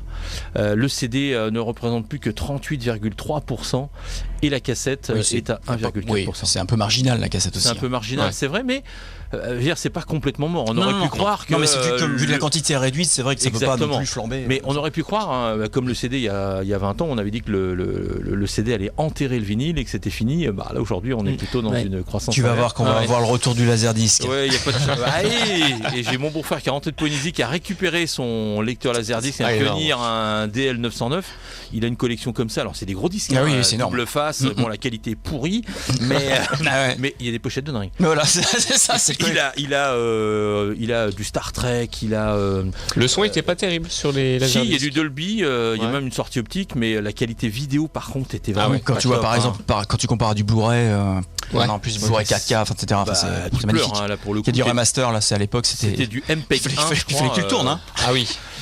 Alors si vous regardez le premier graphique, à vrai dire, on voit en répartition par style musical. Donc le rock, c'est 44,6% aux États-Unis. Ça, j'étais étonné. Incroyable, oui, surtout par rapport au 44 par rapport à la pop et à l'hip-hop. Par rapport aux rééditions aussi, je pense. Les Américains sont très rock. Non, mais c'est sur l'année complète. Donc quand vous voyez ça fait voilà. 12,8% effectivement pour la pop, comme disait Tom à l'instant. C'est quand même assez étonnant aux États-Unis. Le R&B, on pensait, moi le premier, je me suis dit c'est ce qui va dominer complètement le marché américain. Non, c'est 10%, donc c'est encore moins que la pop. Et puis pour le reste, musique du monde, un peu ce qu'on appelle world, et la country, bien évidemment, chez eux c'est très important. Faut pas l'oublier. Un truc spécial. C'est très local. Exactement. Donc cette année, le vinyle devrait même dépasser le CD avec les rééditions et les nouveautés en France. Une revanche un peu inattendue de la galette noire face à un support qui promettait de l'enterrer dans les années 90. Donc cette année, vinyle dépassera le CD avec les rééditions et les nouveautés. C'est une quasi-obligation aujourd'hui de la part des maisons de disques de sortir le produit en CD et en vinyle. C'est ce qu'on a entendu toute cette semaine dans les différents reportages qu'on a vus à la télévision. C'est-à-dire que tous les spécialistes qui vendent aujourd'hui du vinyle et du CD disent aujourd'hui, pour qu'un morceau fonctionne ou un album, il faut qu'il y ait les deux supports, le CD et le vinyle, ce qui n'était pas le cas encore il y a 3, 4, 5 ans. Et c'est vrai qu'aujourd'hui, vous allez dans les centres un peu multimédia, je ne vais pas citer de marque, mais voilà. Ils sont un rayon exprès avec des vinyles. Tu en vois de plus en plus, le rayon CD s'est réduit et c'est un rayon vinyle qui est réapparu souvent. Exactement. Et qui est assez impressionnant, quoi, même en grande surface. Ouais. Et il y a parallèlement à tout ça le marché de la collection qui se développe aussi, puisque aujourd'hui il y a environ 300 000 vinyles qui dorment dans les réserves notamment de RMC. Vous avez vu qu'il y a une vente à Drouot qui va avoir lieu là dans 3-4 jours. Si ça vous intéresse, vous allez sur le site drouot.com, vous allez sur la vente et vous avez donc par lot ou par morceau tout les vinyles qui sont à disposition, donc 300 000 vinyles à vendre. Et ensuite, vous allez pouvoir faire une enchère. Alors, les enchères commencent à 10 €, 15 €. Donc voilà, si vous êtes vraiment, vous avez envie de vous faire plaisir, il vous reste une platine disque à la maison et vous les récupérez, là, il y a de tout, pour le coup. Dois-je comprendre que tu as rajouté une armoire chez toi? J'ai une armoire chez moi avec quelques disques, mais je suis allé voir. Après, c'est pas là où je m'éclaterais, mais si vous êtes fan de rock, par exemple, des années 60, etc., il y a des disques fabuleux, des trucs introuvables. Si vous êtes fan, effectivement, de musique classique ou de chansons françaises, vous avez des disques que vous retrouverez jamais dans des états incroyables. C'est pratiquement du mint, donc ça vaut vraiment le coup de se faire plaisir. J'ai un peu pardon, c'est l'instant naphtaline, parce qu'en fait j'ai repensé il y a pas si longtemps que ça, parce que c'est marrant de revoir qu'on vient en arrière, parce que j'ai revu un vieux pote samedi, etc. Et sa maman tenait une boutique qui s'appelait Rhapsody à l'époque, près de la mairie, et qui vendait des disques, etc. Et c'est là que j'avais vu moi la première fois les CD, qui étaient les premiers CD qui étaient vendus à 250 francs. Voilà, donc c'était assez impact. Et je repensais aussi au magasin Touvenot qui était dans la rue de la République, et avec ses bacs entiers de vinyle. Et je me dis, mais ce serait maintenant. C'est incroyable, quoi. Tout ce qu'il y avait là-dedans. Alors Rhapsody, oui, il y avait 2 magasins de disques à Rochefort, c'est ça qui est incroyable. Donc Rhapsody, moi, alors je m'en souviens bien parce qu'à l'époque, je travaillais à la radio et c'était notre premier fournisseur au début, Rhapsody. Après, Touvenot a grossi un peu. C'était un magasin qui était un peu plus petit, puis c'est devenu assez important. Alors Touvenot m'a toujours impressionné, donc c'était un monsieur d'un certain âge qui tenait ce magasin, monsieur Touvenot, et je me souviendrai toujours, un jour je vais pour récupérer un disque, donc j'arrive dans le magasin, je dis voilà, je voudrais tel disque, et il m'a répondu non pas avec le nom de l'artiste, il m'a répondu avec le numéro. Il a voulu le 127 47 W16 42. Ok, je vais vous le chercher. Le mec, c'est un sketch. Tu dis au début, le mec, c'est une blague. Non, le mec, il est allé chercher le vinyle parce qu'il connaissait pratiquement les références par cœur. Ça m'a bluffé. Moi, certains des CD que je vous ai présentés ici ont été achetés chez Touvenot, en fait. Ça m'étonne pas. Qui a disparu tragiquement d'ailleurs, parce que pour le coup, il a pas eu de chance. Il s'est fait renverser par un bus un matin où il allait embaucher de très bonne heure. Il y avait du brouillard. Il a traversé cours d'Albora. C'est vrai. Il s'est fait renverser. Il est décédé comme ça. Et le magasin dans la foule a fermé puisque il fallait, je pense, une culture, une connaissance assez incroyable. Il y avait un stock monumental. Un stock monumental. Voilà, pour gérer ce magasin. Et donc du coup, on n'avait plus de disques de vendeurs. Et du coup, on en a un nouveau qui est arrivé, qui s'appelle Rouge et Noir, je crois, qui doit être avenue Lafayette. J'ai un pote qui vient de Madrid qui m'a appris ça parce qu'il avait des vinyles de Metallica. Et il m'a dit il y a le marchand de vinyle. Ah super. Je sais même pas que ça existe. Génial. Merci de Madrid. Il s'est installé il y a l'année dernière, je crois, avenue Noir et Feu, Lafayette de Gaulle. Comment? Noir et Feu, ça s'appelle. Oui, Noir et Feu. Voilà, exactement. Donc j'y vais de temps en temps, effectivement, voir un peu. Alors il a pas toujours les choses que moi j'apprécie, mais il a énormément de vinyles. Il est c'est un garçon adorable. Vous pouvez vraiment aller le voir pour vous faire plaisir. Et il a de très belles choses. C'est sympa de revoir des trucs comme ça qui rouvrent. Moi, je trouve que c'est peut-être de la nostalgie mal placée, parce qu'il faut jamais vraiment être trop nostalgique, mais je trouve ça super que des produits comme ça reviennent, parce que c'est des vrais produits sympas quand même. Ouais, et puis comme je dis à chaque fois, c'est un beau cadeau. Oui, c'est un très beau cadeau. C'est ce que j'ai fait d'ailleurs à un de mes amis il y a pas très longtemps, lui offrir une platine. Mais après, c'est ce que je dis souvent à l'équipe. L'avantage du vinyle, je trouve qu'on possède notre musique, elle est à nous, on l'a. Il y a une pochette, on peut lire des choses à l'intérieur, c'est instructif. Alors que le numérique aujourd'hui, à vrai dire, tu as l'impression de rien avoir, puisque c'est volatile quelque part. Et tu l'as dans ton téléphone, tu l'as dans ton ordinateur, mais c'était difficile de la montrer, quoi, tu vois. Non, exactement. Même Alors rapport que au des partage. vinyles, moi je vois quand mes potes viennent à la maison, j'invite à l'apéro, il n'y a jamais 10 personnes assises autour de la table. Hein. Il y en a 6 qui sont devant la collection en train de regarder les disques, en train de les sortir. Ah tiens, vas-y, mets ça. Hein. Et il y en a 5 qui boivent un coup avec moi, quoi. Il y en a toujours la moitié qui sont dans les vinyles, en train de regarder, de bouquiner, de sortir, de chercher. C'est assez incroyable, quoi. Même les petits labels se sont pas trompés parce que je vous l'avais déjà dit, mais sur Bandcamp vous avez systématiquement la version physique en vinyle qui sont parfois magnifiques parce que c'est rouge. Ils cherchent vraiment l'originalité. C'est ça aussi. Il y a un plaisir de l'œil parce que avant c'était noir, etc. Maintenant ils essayent vraiment des choses, quoi. C'est vraiment sympa à regarder. Voilà, c'est le petit point que je voulais vous faire sur cette étude que vous pouvez retrouver sur internet, bien évidemment, et vous retrouvez l'intégralité des chiffres des ventes de vinyle. On Air Radio en Charente-Maritime et partout dans le monde. C'est sur www.onradio.com. Go time! Checkpoint. Strap yourself in because we're set up, switched on and ready to go. L'actualité du jeu vidéo présentée par Tom. Ça commence! Ça commence, alors ça commence, il y a beaucoup de choses. Ça commence, oui. Ça commence, ça s'arrête. Plus de choses que dans Pop Music en tout cas. Bien. On va commencer fort avec les 25 ans d'une licence que vous connaissez sûrement. Vous avez sûrement déjà joué à Half-Life. Non. On en parle très peu. Je connais, mais j'ai pas joué. Mais on a déjà parlé. Ouais. On en parle très peu ici. très peu. Ouais. Surtout une personne, mais bon. Non, mais après, c'est vrai que ça fait partie des jeux qui ont quand même révolutionné le jeu vidéo quand c'est sorti. Half-Life, faut oui, connaître, tout à fait. Bah, sinon, on n'en parlerait pas des années après. Exactement. C'est quoi, c'est 25 ans, c'est ça ? 25 ans. Ouais. Donc, c'était pas aujourd'hui l'anniversaire, mais c'était cette semaine en tout cas. Et à l'occasion, Valve a ajouté des nouveautés dans le jeu, comme la compatibilité avec le widescreen. Vous savez, quand vous avez un super grand moniteur. Vous avez le support manette. En fait, c'est que des trucs qui auraient dû être ajoutés depuis des années, ou qui existent déjà en mode. Ouais, voilà. Dit, allez, pour les 25 ans, on va. Ouais, c'est rigolo. Rien n'est perdu. Vous pouvez voir le trailer original du jeu à l'époque. C'était donc en 25 ans en arrière, 98. Ouais. Ça a changé depuis, mais je trouve c'est quand même assez dingue de se dire que c'était si bien fait en fait. 98. Enfin, moi, je me. C'était sur quoi ? Sur PS1 là à l'époque, PC. Non, PC. C'était que PC. C'est sorti sur PS1 plus tard en 2001. Et puis après sur toutes les consoles, genre peut-être la Saturn, la Sega Saturn, très probablement. Mais quand je vois 98, moi j'ai un repère, c'est Metal Gear Solid, Tomb Raider 2, je crois à l'époque est sorti, ou le 3. Franchement, graphiquement c'est proche, et puis même le dynamisme de Half-Life est quand même assez impressionnant. Ça devait être ultra fun à jouer à l'époque, c'est rapide quoi. C'est très rapide. Alors il y a un film qui est sorti cette semaine également, qui dure à peu près 1h03, où sont interviewés l'intégralité des concepteurs de Half-Life. Et je vous invite quand même à le regarder parce que si vous vous intéressez un peu aux jeux vidéo et autres, ça parle pas que de Half-Life en soi, même si c'est le sujet principal, mais c'est toute la technologie, comment ils sont arrivés, comment ils ont fait le design, le mappage, le son, la bande son, la scénographie. Et vous verrez que c'est assez rigolo parce que les premiers qui sont arrivés sur ce jeu n'étaient pas forcément des développeurs professionnels, c'était un peu des amateurs. Ils sont mis autour d'une table, ils ont commencé à partir sur un délire.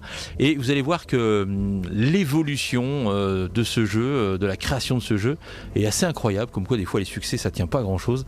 Et là, pour le coup, vous verrez, c'est assez incroyable. Enfin, j'ai regardé le film dans son intégralité. J'ai trouvé ça extrêmement intéressant. Et vous verrez qu'ils ont quand même, à l'époque, comme tu le disais, c'était assez incroyable, puisque même dans ce qu'on appelle le texturage, c'est une femme qui s'occupait de ça. Elle est allée, elle a fait des milliers de kilomètres pour aller prendre des photos de textures, de choses très particulières. Et elle expliquait dedans, au bout d'un moment, elle disait dans certains passages du jeu, vous avez des textures, ce sont des cajots de fruits, de légumes et de bouffe. Elle dit c'est que j'avais faim. Donc, et c'est assez rigolo parce qu'elle dit à ce moment-là, il me fallait absolument que je fasse des photos de trucs. Donc j'ai décoré une partie du jeu avec des textures plutôt liées à l'alimentaire, aux produits en vente, etc. Donc oui, c'est assez incroyable. Et puis vous verrez ça, la genèse du jeu, etc. Enfin voilà, c'est un truc, je ne vais pas vous spoiler. Allez le voir si vraiment ça vous intéresse. Parce que c'est très bien fait, c'est assez dynamique. Il y a énormément de participants dans ce film. Des créateurs, des gens qui ont fait du son, des gens qui ne sont pas forcément liés directement à Half-Life mais qui en parlent, voilà, c'est très sympa. Vraiment, c'est chouette. C'est un très beau cadeau fait aux fans et en même temps un vrai élan de nostalgie puisqu'on retrouve également la mini-campagne Uplink qui était disponible dans le jeu à l'époque si on achetait des magazines. À l'époque où on achetait des magazines pour acheter les fameux codes de triche. Les codes de triche, surtout, oui. Il n'y avait pas jeuxvideo.com, enfin ils sont arrivés, c'était mieux à l'époque aussi. Oui. Mais ça c'est mon avis, l'avis de beaucoup de personnes aussi, mais bref, je retourne dans mon sujet. Et on avait aussi des cartes graphiques qui étaient vendues avec la campagne Uplink à l'époque. Et c'était la toute première campagne créée pour le jeu à l'occasion, donc c'était quelque chose d'assez rare à trouver, puis ensuite ça a été inclus avec les mods, etc. Mais là ils l'ont mis de manière officielle.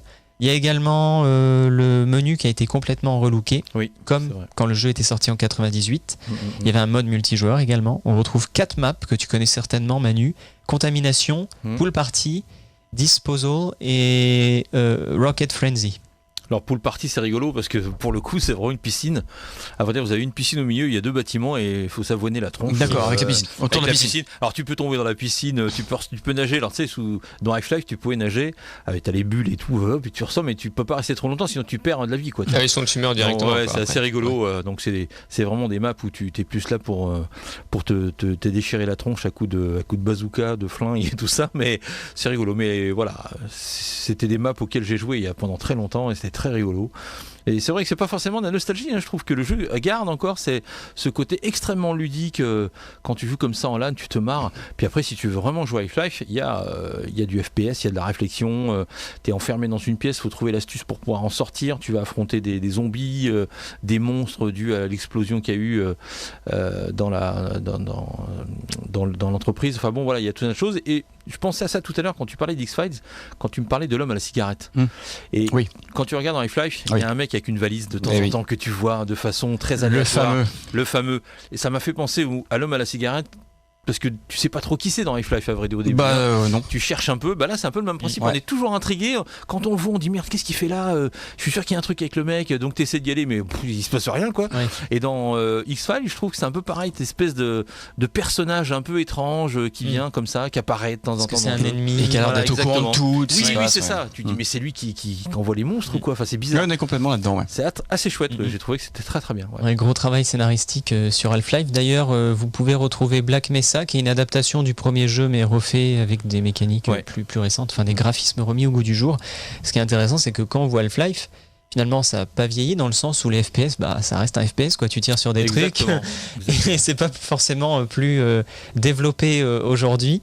Mais à l'époque c'était très intéressant. Enfin, moi qui ai fait en partie Black Mesa, j'étais quand même assez impressionné de voir à quel point le level design en fait était vachement bien fait à l'époque avant-gardiste. Tu joues à des jeux aujourd'hui qui sont beaucoup moins inspirés. T'es même tellement dans un côté hollywoodien où finalement t'as des cinématiques. Alors oui, c'est beau, ça pète de partout et tout, mais à jouer, c'est plat comme pas possible. Half-Life, au moins tu t'éclatais, puis tu réfléchissais un peu aussi pour trouver des éléments. Je me rappelle de ces niveaux où tu avais les espèces de trains un peu partout. Et il fallait utiliser les trains pour aller à tel endroit. Tu avais quand même une liberté. C'était des couloirs les uns par rapport aux autres. Mais tu avais ce sentiment qu'on a presque plus aujourd'hui ou différemment. Mais la grandeur aussi des maps, quand tu regardes le deuxième opus, c'est Opposing Force qui est sorti, tu avais des maps qui étaient immenses. Nous on jouait en LAN, des fois on passait 30 minutes avant de se trouver quoi.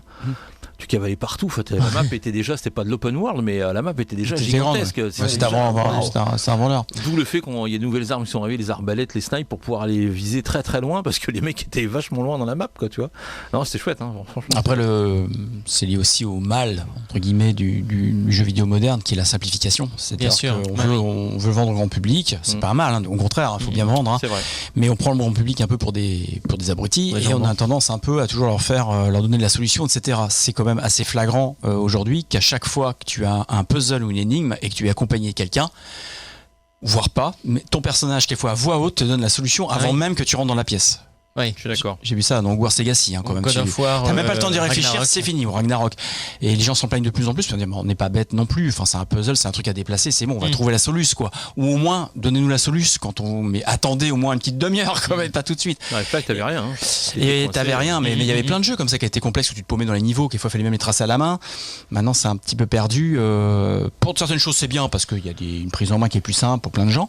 Et puis pour d'autres cas, notamment les puzzles, les énigmes, on y perd en amusement.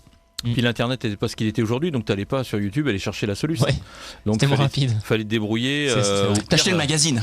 Oui, voilà, Ouais, t'achetais le c'était magazine. surtout Non, ça. mais voilà, c'était. Je trouvais aussi que c'était une source d'intérêt qui était différente, quoi. Aujourd'hui, il y a une forme, comme tu dis, de simplicité. Parce que le jeu, on te donne la soluce, mais deux, parce qu'aujourd'hui, tu vas sur YouTube, le mec il a enregistré complètement le truc. La soluce, tu l'as même avant de jouer, tu regardes, tu sais qu'il faut faire comme ça. Je vois plus trop l'intérêt. Et puis, vous voyez bien les pourcentages on a déjà parlé déjà ici, Ouais, mais le pourcentage des gens qui terminent le jeu, c'est hallucinant quand même. Tu sais qu'il y a au moins déjà, à minimum, même un jeu qui est pas très compliqué, t'as au moins 30% déjà qui ne finissent pas. Exactement. 30%. Et après, ça peut aller bien au-dessus en fonction de la complexité. Donc, ils veulent finir les jeux et le but, c'est de tenir sur le jeu. Et on arrive dans un truc complètement extrême où finalement, là, il y a des choses qui sont sorties, notamment sur Starfield, avec les gens qui se lassent parce qu'ils en sont à 200 heures, à 150 heures. Et puis, et c'est presque un drame parce qu'on peut pas y passer 800 heures. C'est déjà beaucoup, en fait, 150 heures dans une vie de quelqu'un, donc c'est déjà pas mal, quoi. Mais les éditeurs, ils veulent que tu restes ta vie dessus, donc on va simplifier les trucs pour que tu restes, que tu rejoues encore et encore au même, quand bien même on est dans une industrie où il y a des jeux qui sortent toutes les semaines. C'est vrai. Transition sur la deuxième news maintenant. J'ai pas mal de choses à dire, mine de rien, dans le Checkpoint. Super, très bien. Vu que c'est la semaine du Black Friday, demain c'est le Black Friday, vous retrouverez un jeu gratuit sur GOG. C'est Styx Shards of Darkness. Alors peut-être que vous connaissez de nom, c'est un jeu d'infiltration développé par Cyanide, développeur français, et c'est sorti en 2017 et c'est un jeu qui se situe dans l'univers de Of Orcs and Men. Alors je connais pas, mais peut-être que toi Willy ça te dit alors j'ai jamais joué From Orcs and Men, je vais y arriver, mais c'était un truc qui était sympa, c'était un espèce de jeu où avec deux personnages. Donc il y avait Styx qui est un gobelin, je crois. C'est ça, qui est un gobelin. Et il y avait un très gros orc, un troll même. Voilà, donc en fait c'était une espèce de un jeu. Alors je crois que tu pouvais jouer en coop, c'est un qui jouait le troll, l'autre qui jouait le gobelin, un qui était de la force brute, l'autre qui était etc. Ou il y avait un système de mécanique où tu pouvais jouer l'un et l'autre, en envoyer un, etc. Et le jeu avait eu une bonne réception parce que justement la mécanique était originale de voir les peaux vertes, comme on les appelle dans Donjons Dragons, des peaux vertes comme ça qu'on puisse les incarner, etc. Et du coup ils avaient fait un spin-off appelé Styx juste sur ce personnage-là, le troll disparu, juste sur Styx pour faire un vrai truc d'infiltration qui est bien foutu, qui est assez un peu hardcore quand même. C'est pas l'infiltration Assassin's Creed, c'est compliqué. Tu peux vite te faire choper parce que tu peux pas te battre vraiment, tu peux pas te défendre. En tout cas, il faut pas te faire repérer. Et il avait eu une bonne réception aussi. Et c'est même resté d'ailleurs une référence parce qu'il y a plein de gens qui aiment beaucoup les jeux d'infiltration. Et c'est devenu un petit peu parmi les bons jeux d'infiltration qui existent, quoi. Les graphismes ont l'air sympas en tous les cas. Oui, franchement, à l'époque, quand c'est 2017, sorti, c'était pas mal. C'était joli. Waouh, ça a l'air d'être quand même assez sympa.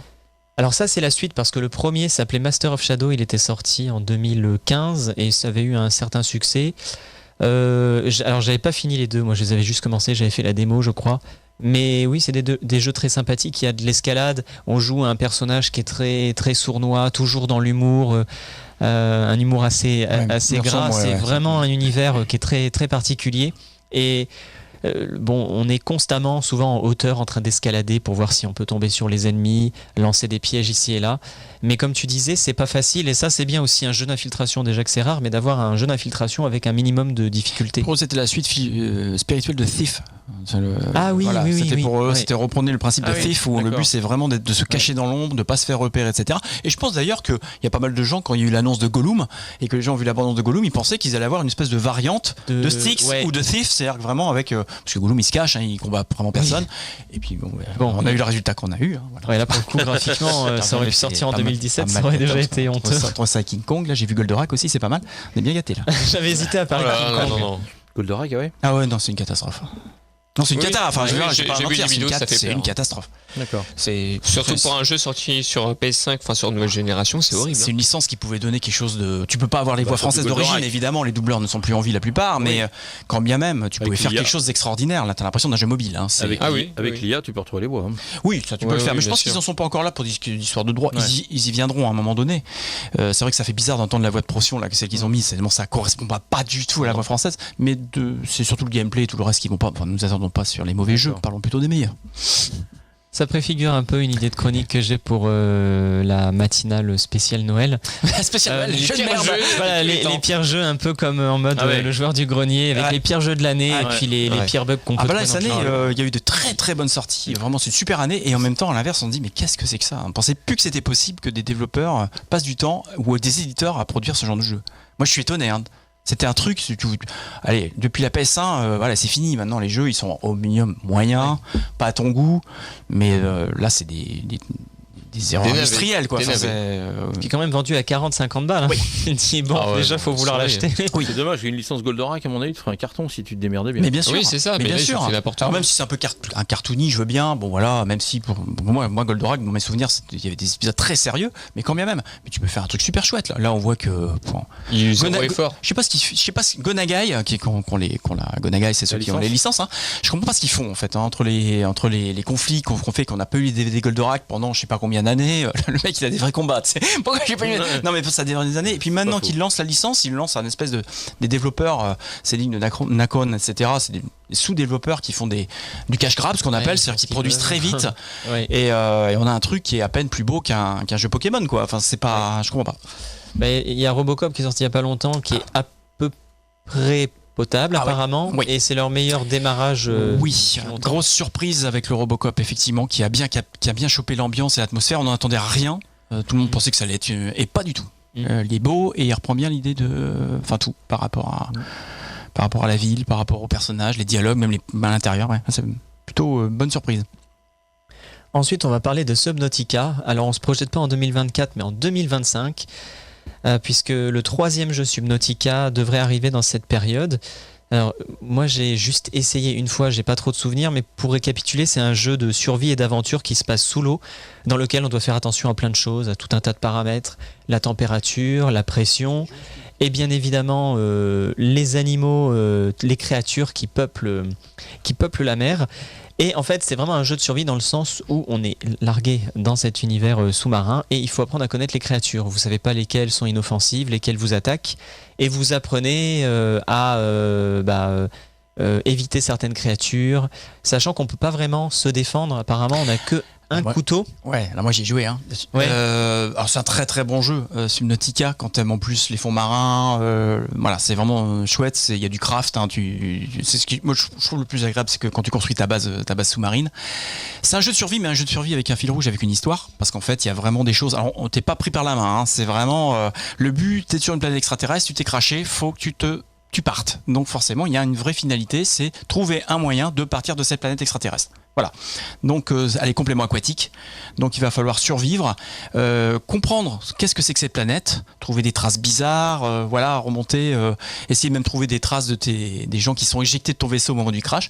Et puis voilà, ça passe par différentes évolutions. Et non, effectivement, on ne peut pas se battre. C'est-à-dire qu'on ne peut pas, on n'a qu'un couteau, on a peut-être un pistolet à un moment donné, mais les créatures sont trop grosses, on peut pas faire grand-chose à part faire des diversions pour essayer de passer avec son petit sous-marin. Voilà, donc c'est un jeu, et ça je crois que je vous l'avais dit aussi à l'époque où on avait un peu parlé de la thalassophobie. C'est un jeu qui est vraiment basé sur la thalassophobie. C'est le jeu des thalassophobes. Quand tu as peur des fonds marins, tu joues à ça, tu te chies dessus, parce qu'en fait c'est un jeu d'horreur déguisé. Oui. C'est-à-dire que ça commence par un jeu de survie.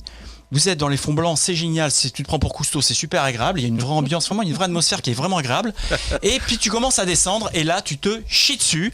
C'est-à-dire que tu comprends qu'il y a des espèces d'énormes requins qu'on appelle les Reaper Léviathans partout. Et moi j'ai pas terminé. Parce qu'il y a un moment donné, on bascule et on a une espèce de tension perpétuelle avec des zones de plus en plus sinistres, de plus en plus profondes. Et il est bien fait pour ça et on bascule vraiment dans un jeu d'horreur et de tension, vraiment par rapport à ça. Voilà. Mais il est beau apparemment. Il est très bien, il a très bien marché. Et non, vraiment, c'est un bon. Je connais. Ah, par contre, il y a eu le 2. Parce que tu voulais parler du 3, mais le 2, j'y ai pas joué. J'y ai pas joué non plus. Il y a un 2 qui est moins de succès, j'ai l'impression. Oui, on en a moins entendu parler. Ouais. Et moi, ça me fait penser à un autre jeu, parce que les survival horror où finalement on n'a aucun moyen de se défendre et de tuer les ennemis, il y en a assez peu. Et moi, je pense toujours dans les dernières sorties, même si ça remonte à presque une dizaine d'années, à Alien Isolation. Pour le coup, vu qu'on parlait d'Alien il n'y a pas si longtemps que ça, où là on est obligé de fuir, parce que l'Alien, on peut pas le dégommer. Ouais, c'est complètement ça. Éventuellement vers la fin, un lance-flamme pour repousser l'alien. Mais voilà, c'est ça qui fait que c'est un vrai survival horror. Oui, tu peux pas te défendre. À l'état pur, c'est que voilà, t'es obligé de fuir et c'est ça qui crée une tension permanente. Tu sais que c'est ta seule option, ne pas te faire voir et fuir. Donc le danger est toujours là constamment. Puis là en plus, t'as de la gestion avec les ressources, etc. Et puis c'est grave, c'est marrant parce qu'on crée le petit sous-marin, après le grand sous-marin, la base, on peut faire ce qu'on veut dedans. Enfin, on gère la nourriture, hein, alors pas le sommeil, mais au moins la nourriture, l'oxygène. On peut faire des bases un peu partout. Donc après, on s'organise, quoi. Donc non, puis il est bien foutu par rapport à ça, parce qu'il avait eu, en plus, il avait été en early access très longtemps, il avait développé très longtemps. Il maîtrise bien leur sujet. Voilà, moi j'aurais bien aimé un même genre d'univers, mais peut-être avec un peu moins de Stromon gigantesque de la taille d'un building, parce que plus t'évolues, plus tu te dis mais c'est pas vrai, il y a toujours plus gros derrière, donc c'est un peu compliqué, quoi. Alors, bon. Ça me fait un tout petit peu penser aussi à Outer Wilds quand je vois les images, parce que j'avais finalement assez peu vu de gameplay en dehors de ma session de démo de Subnautica, mais je trouve que ça rappelle un peu... Outer Wilds a dû s'inspirer un peu de ça, parce qu'on a des moments un peu flippants dans Outer Wilds. Dès que ça se passe sous l'eau, ça marche bien.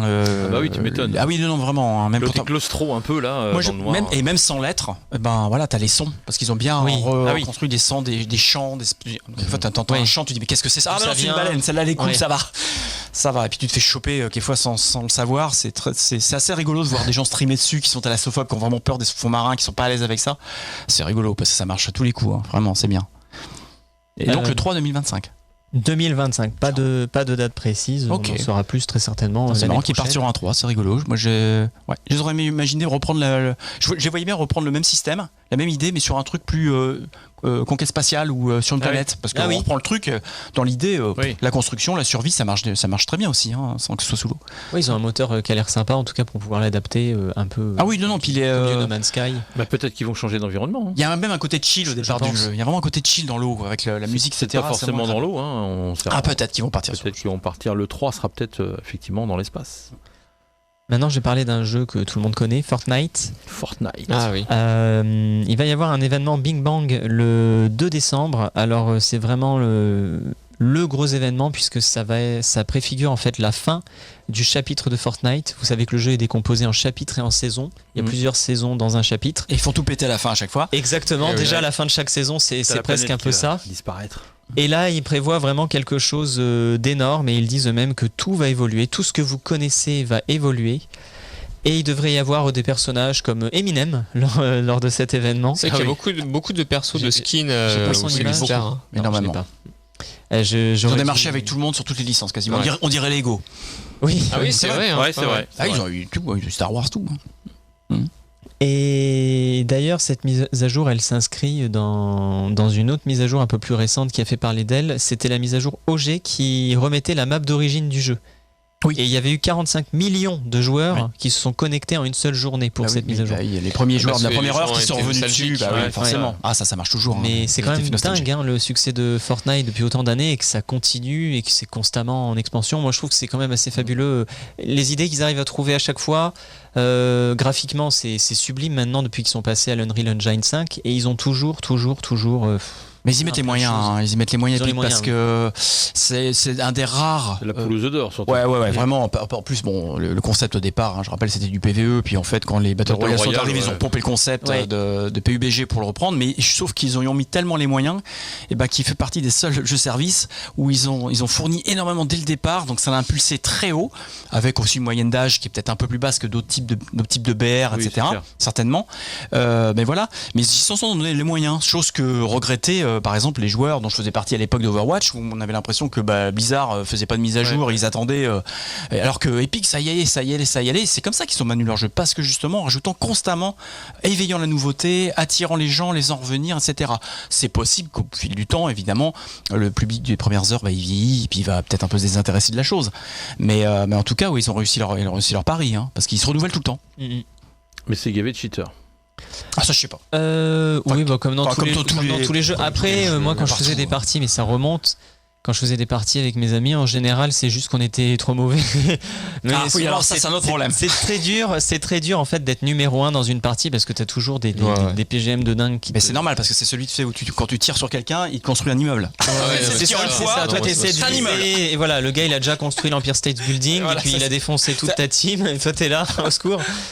T'arrives Avec même pas à construire une t'as même cabane. pas d'armes, t'as juste ta hache avec toi et puis Ouais. c'est tout. quoi. Moi, j'y ai Voilà. joué 2 fois, moi j'ai laissé tomber. C'était Ouais, moi trop aussi. rapide Ah, pour moi, mais- c'est tout un truc parce qu'il faut avoir les armes légendaires pour faire un maximum Ouais, de dégâts. Il faut Puis savoir après, construire t'as- aussi, parce que c'est un jeu où tu vas construire la plateforme et tout. Je dis, ah vache. Non mais c'est comme tout, mais Oui. c'est comme tous les jeux compétitifs, que ce soit les Battle Royale, les FPS compétitifs. Quand vous arrivez après la sortie, c'est mort. Mmh. Vous Ah bah, pourrez c'est jamais clair. vous faire une place. C'est clair. Il faut être là au début. D'abord au début parce que tout le monde découvre, donc c'est plus sympa.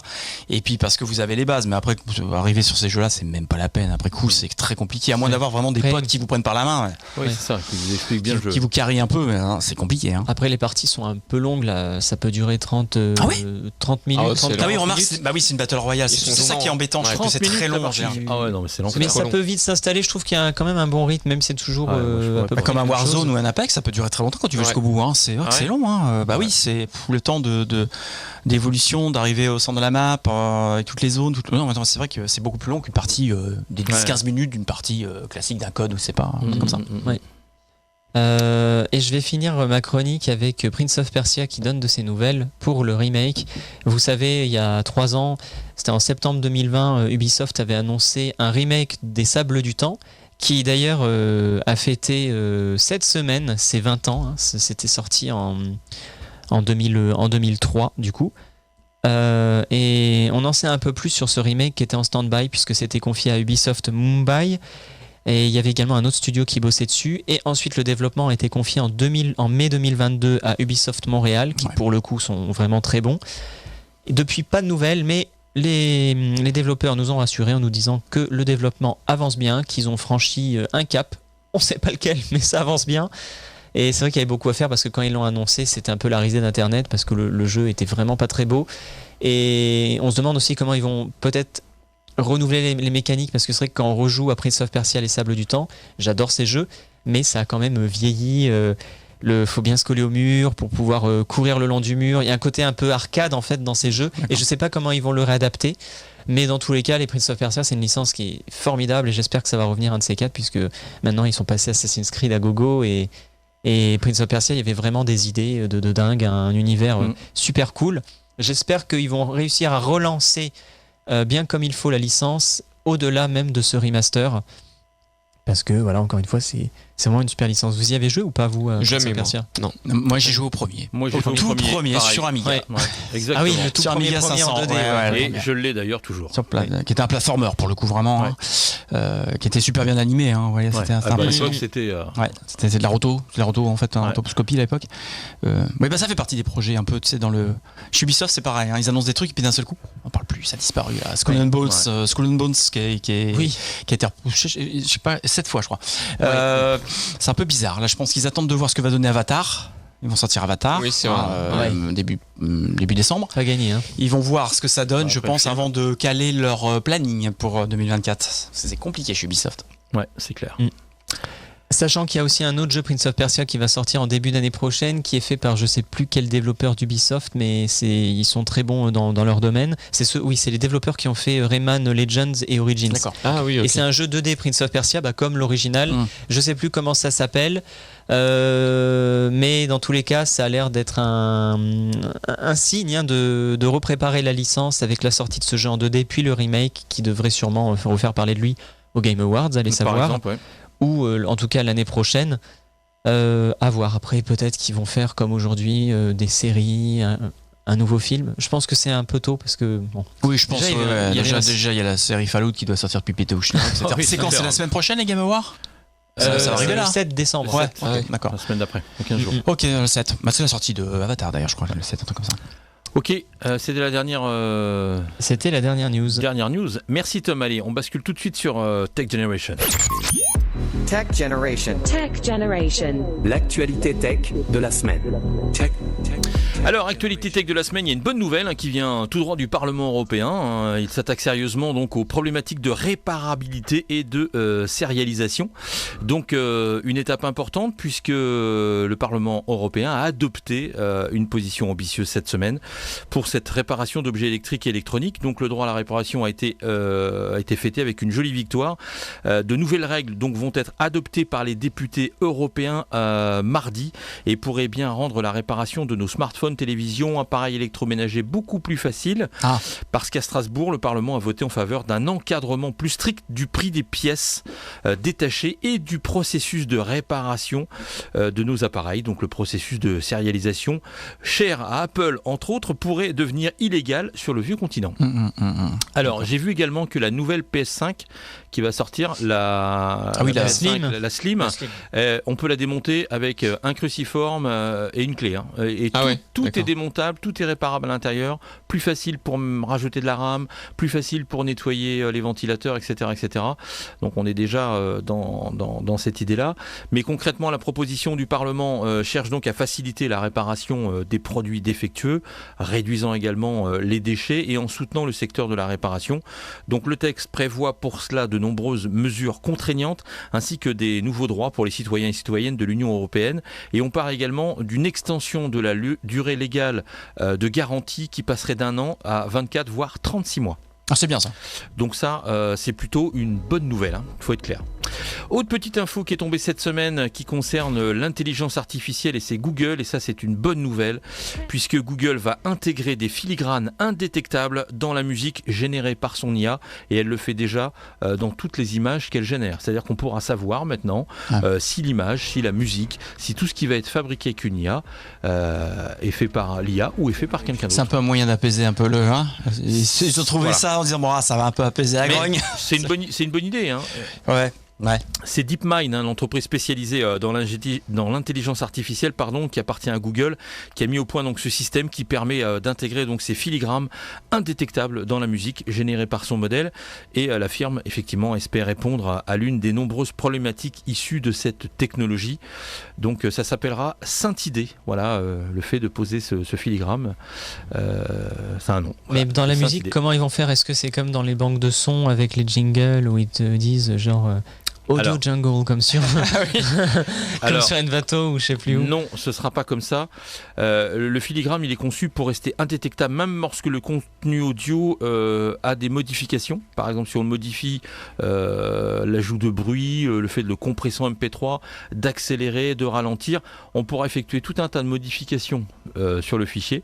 Ça n'altérera en rien le filigrane qui restera. D'accord. Et à l'inverse, le filigrane n'altérera en rien la qualité du fichier audio. Je pense qu'il faut avoir un logiciel pour détecter le filigrane de toute façon. Oui, voilà, ça s'appelle le Scintidé. Voilà, moi je pensais que c'était comme un filigrane mais dans des fréquences qui sont pas audibles pour l'oreille humaine, genre au-dessus de 20 000 Hz. Je pense que pour l'instant ils n'ont pas donné non plus comment était. Comment ils vont faire? Ils vont pas dire. Tu le mets à l'envers. On a mis entre les 15 000 et 25 000 Hz. Les mecs ils vont s'empresser d'aller virer la fréquence pour annuler le truc. Non, je pense qu'aujourd'hui c'est vraiment quelque chose qui est intégré dans le fichier. Au fichier. D'accord. Et que tu pourras, même en le modifiant, tu pourras pas enlever quoi. Ouais, c'est comme dans les métadonnées en fait, ou un fichier joint mais invisible qui va avec le fichier. Exactement. Et enfin, j'ai deux petites infos. Est-ce que vous avez vu la semaine dernière tout ce qui s'est passé autour de ChatGPT, notamment son créateur? Bien sûr.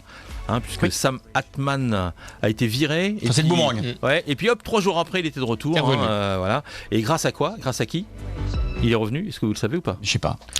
Grâce aux 700 salariés. Ah oui, c'est vrai, oui, c'est salariés qui voulaient se barrer. Voilà, le comité dit allez hop, il part chez Microsoft au départ, parce que c'est pour ça qu'il était parti.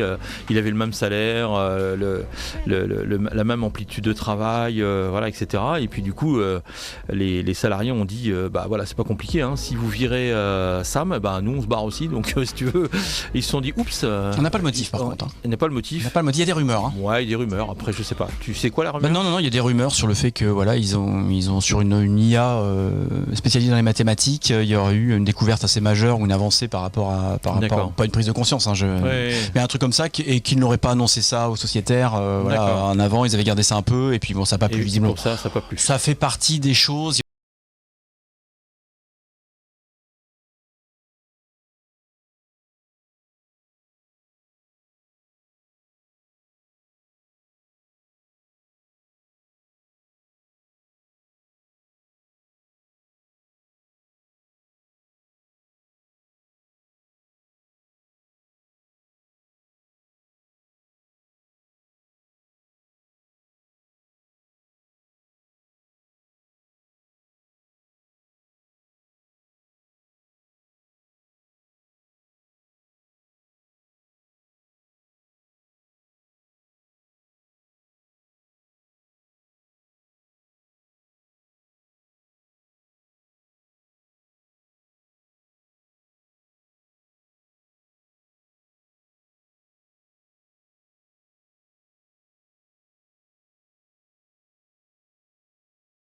L'IA va être intégrée directement dans le système de Microsoft, c'est-à-dire que vous pourrez, par le biais de lignes de commande ou de prompts, demander effectivement à votre intelligence artificielle soit d'effectuer certaines tâches, soit de vous renseigner sur certaines choses. Sur ce fichier Excel que t'as paumé. Voilà, exactement, sans être obligé d'aller passer par ChatGPT, vous inscrire, etc., etc. Donc je trouve que c'est quand même une bonne nouvelle pour les utilisateurs de Windows 10, parce que voilà, on sait que le système d'exploitation il est plutôt sur la fin, qu'il n'y aurait pas de contenu supplémentaire en termes de sécurité. Et là, pour le coup, ça va fonctionner.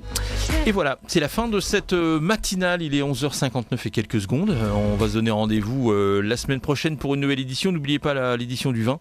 Ce sera une belle édition. Exactement. Spéciale fête de fin d'année. Et les coups de projecteur de la semaine de l'industrie. D'ici là, portez-vous bien, passez une excellente semaine, un bon week-end. Rendez-vous la semaine prochaine. Ciao, ciao, bye bye. Bye. Salut.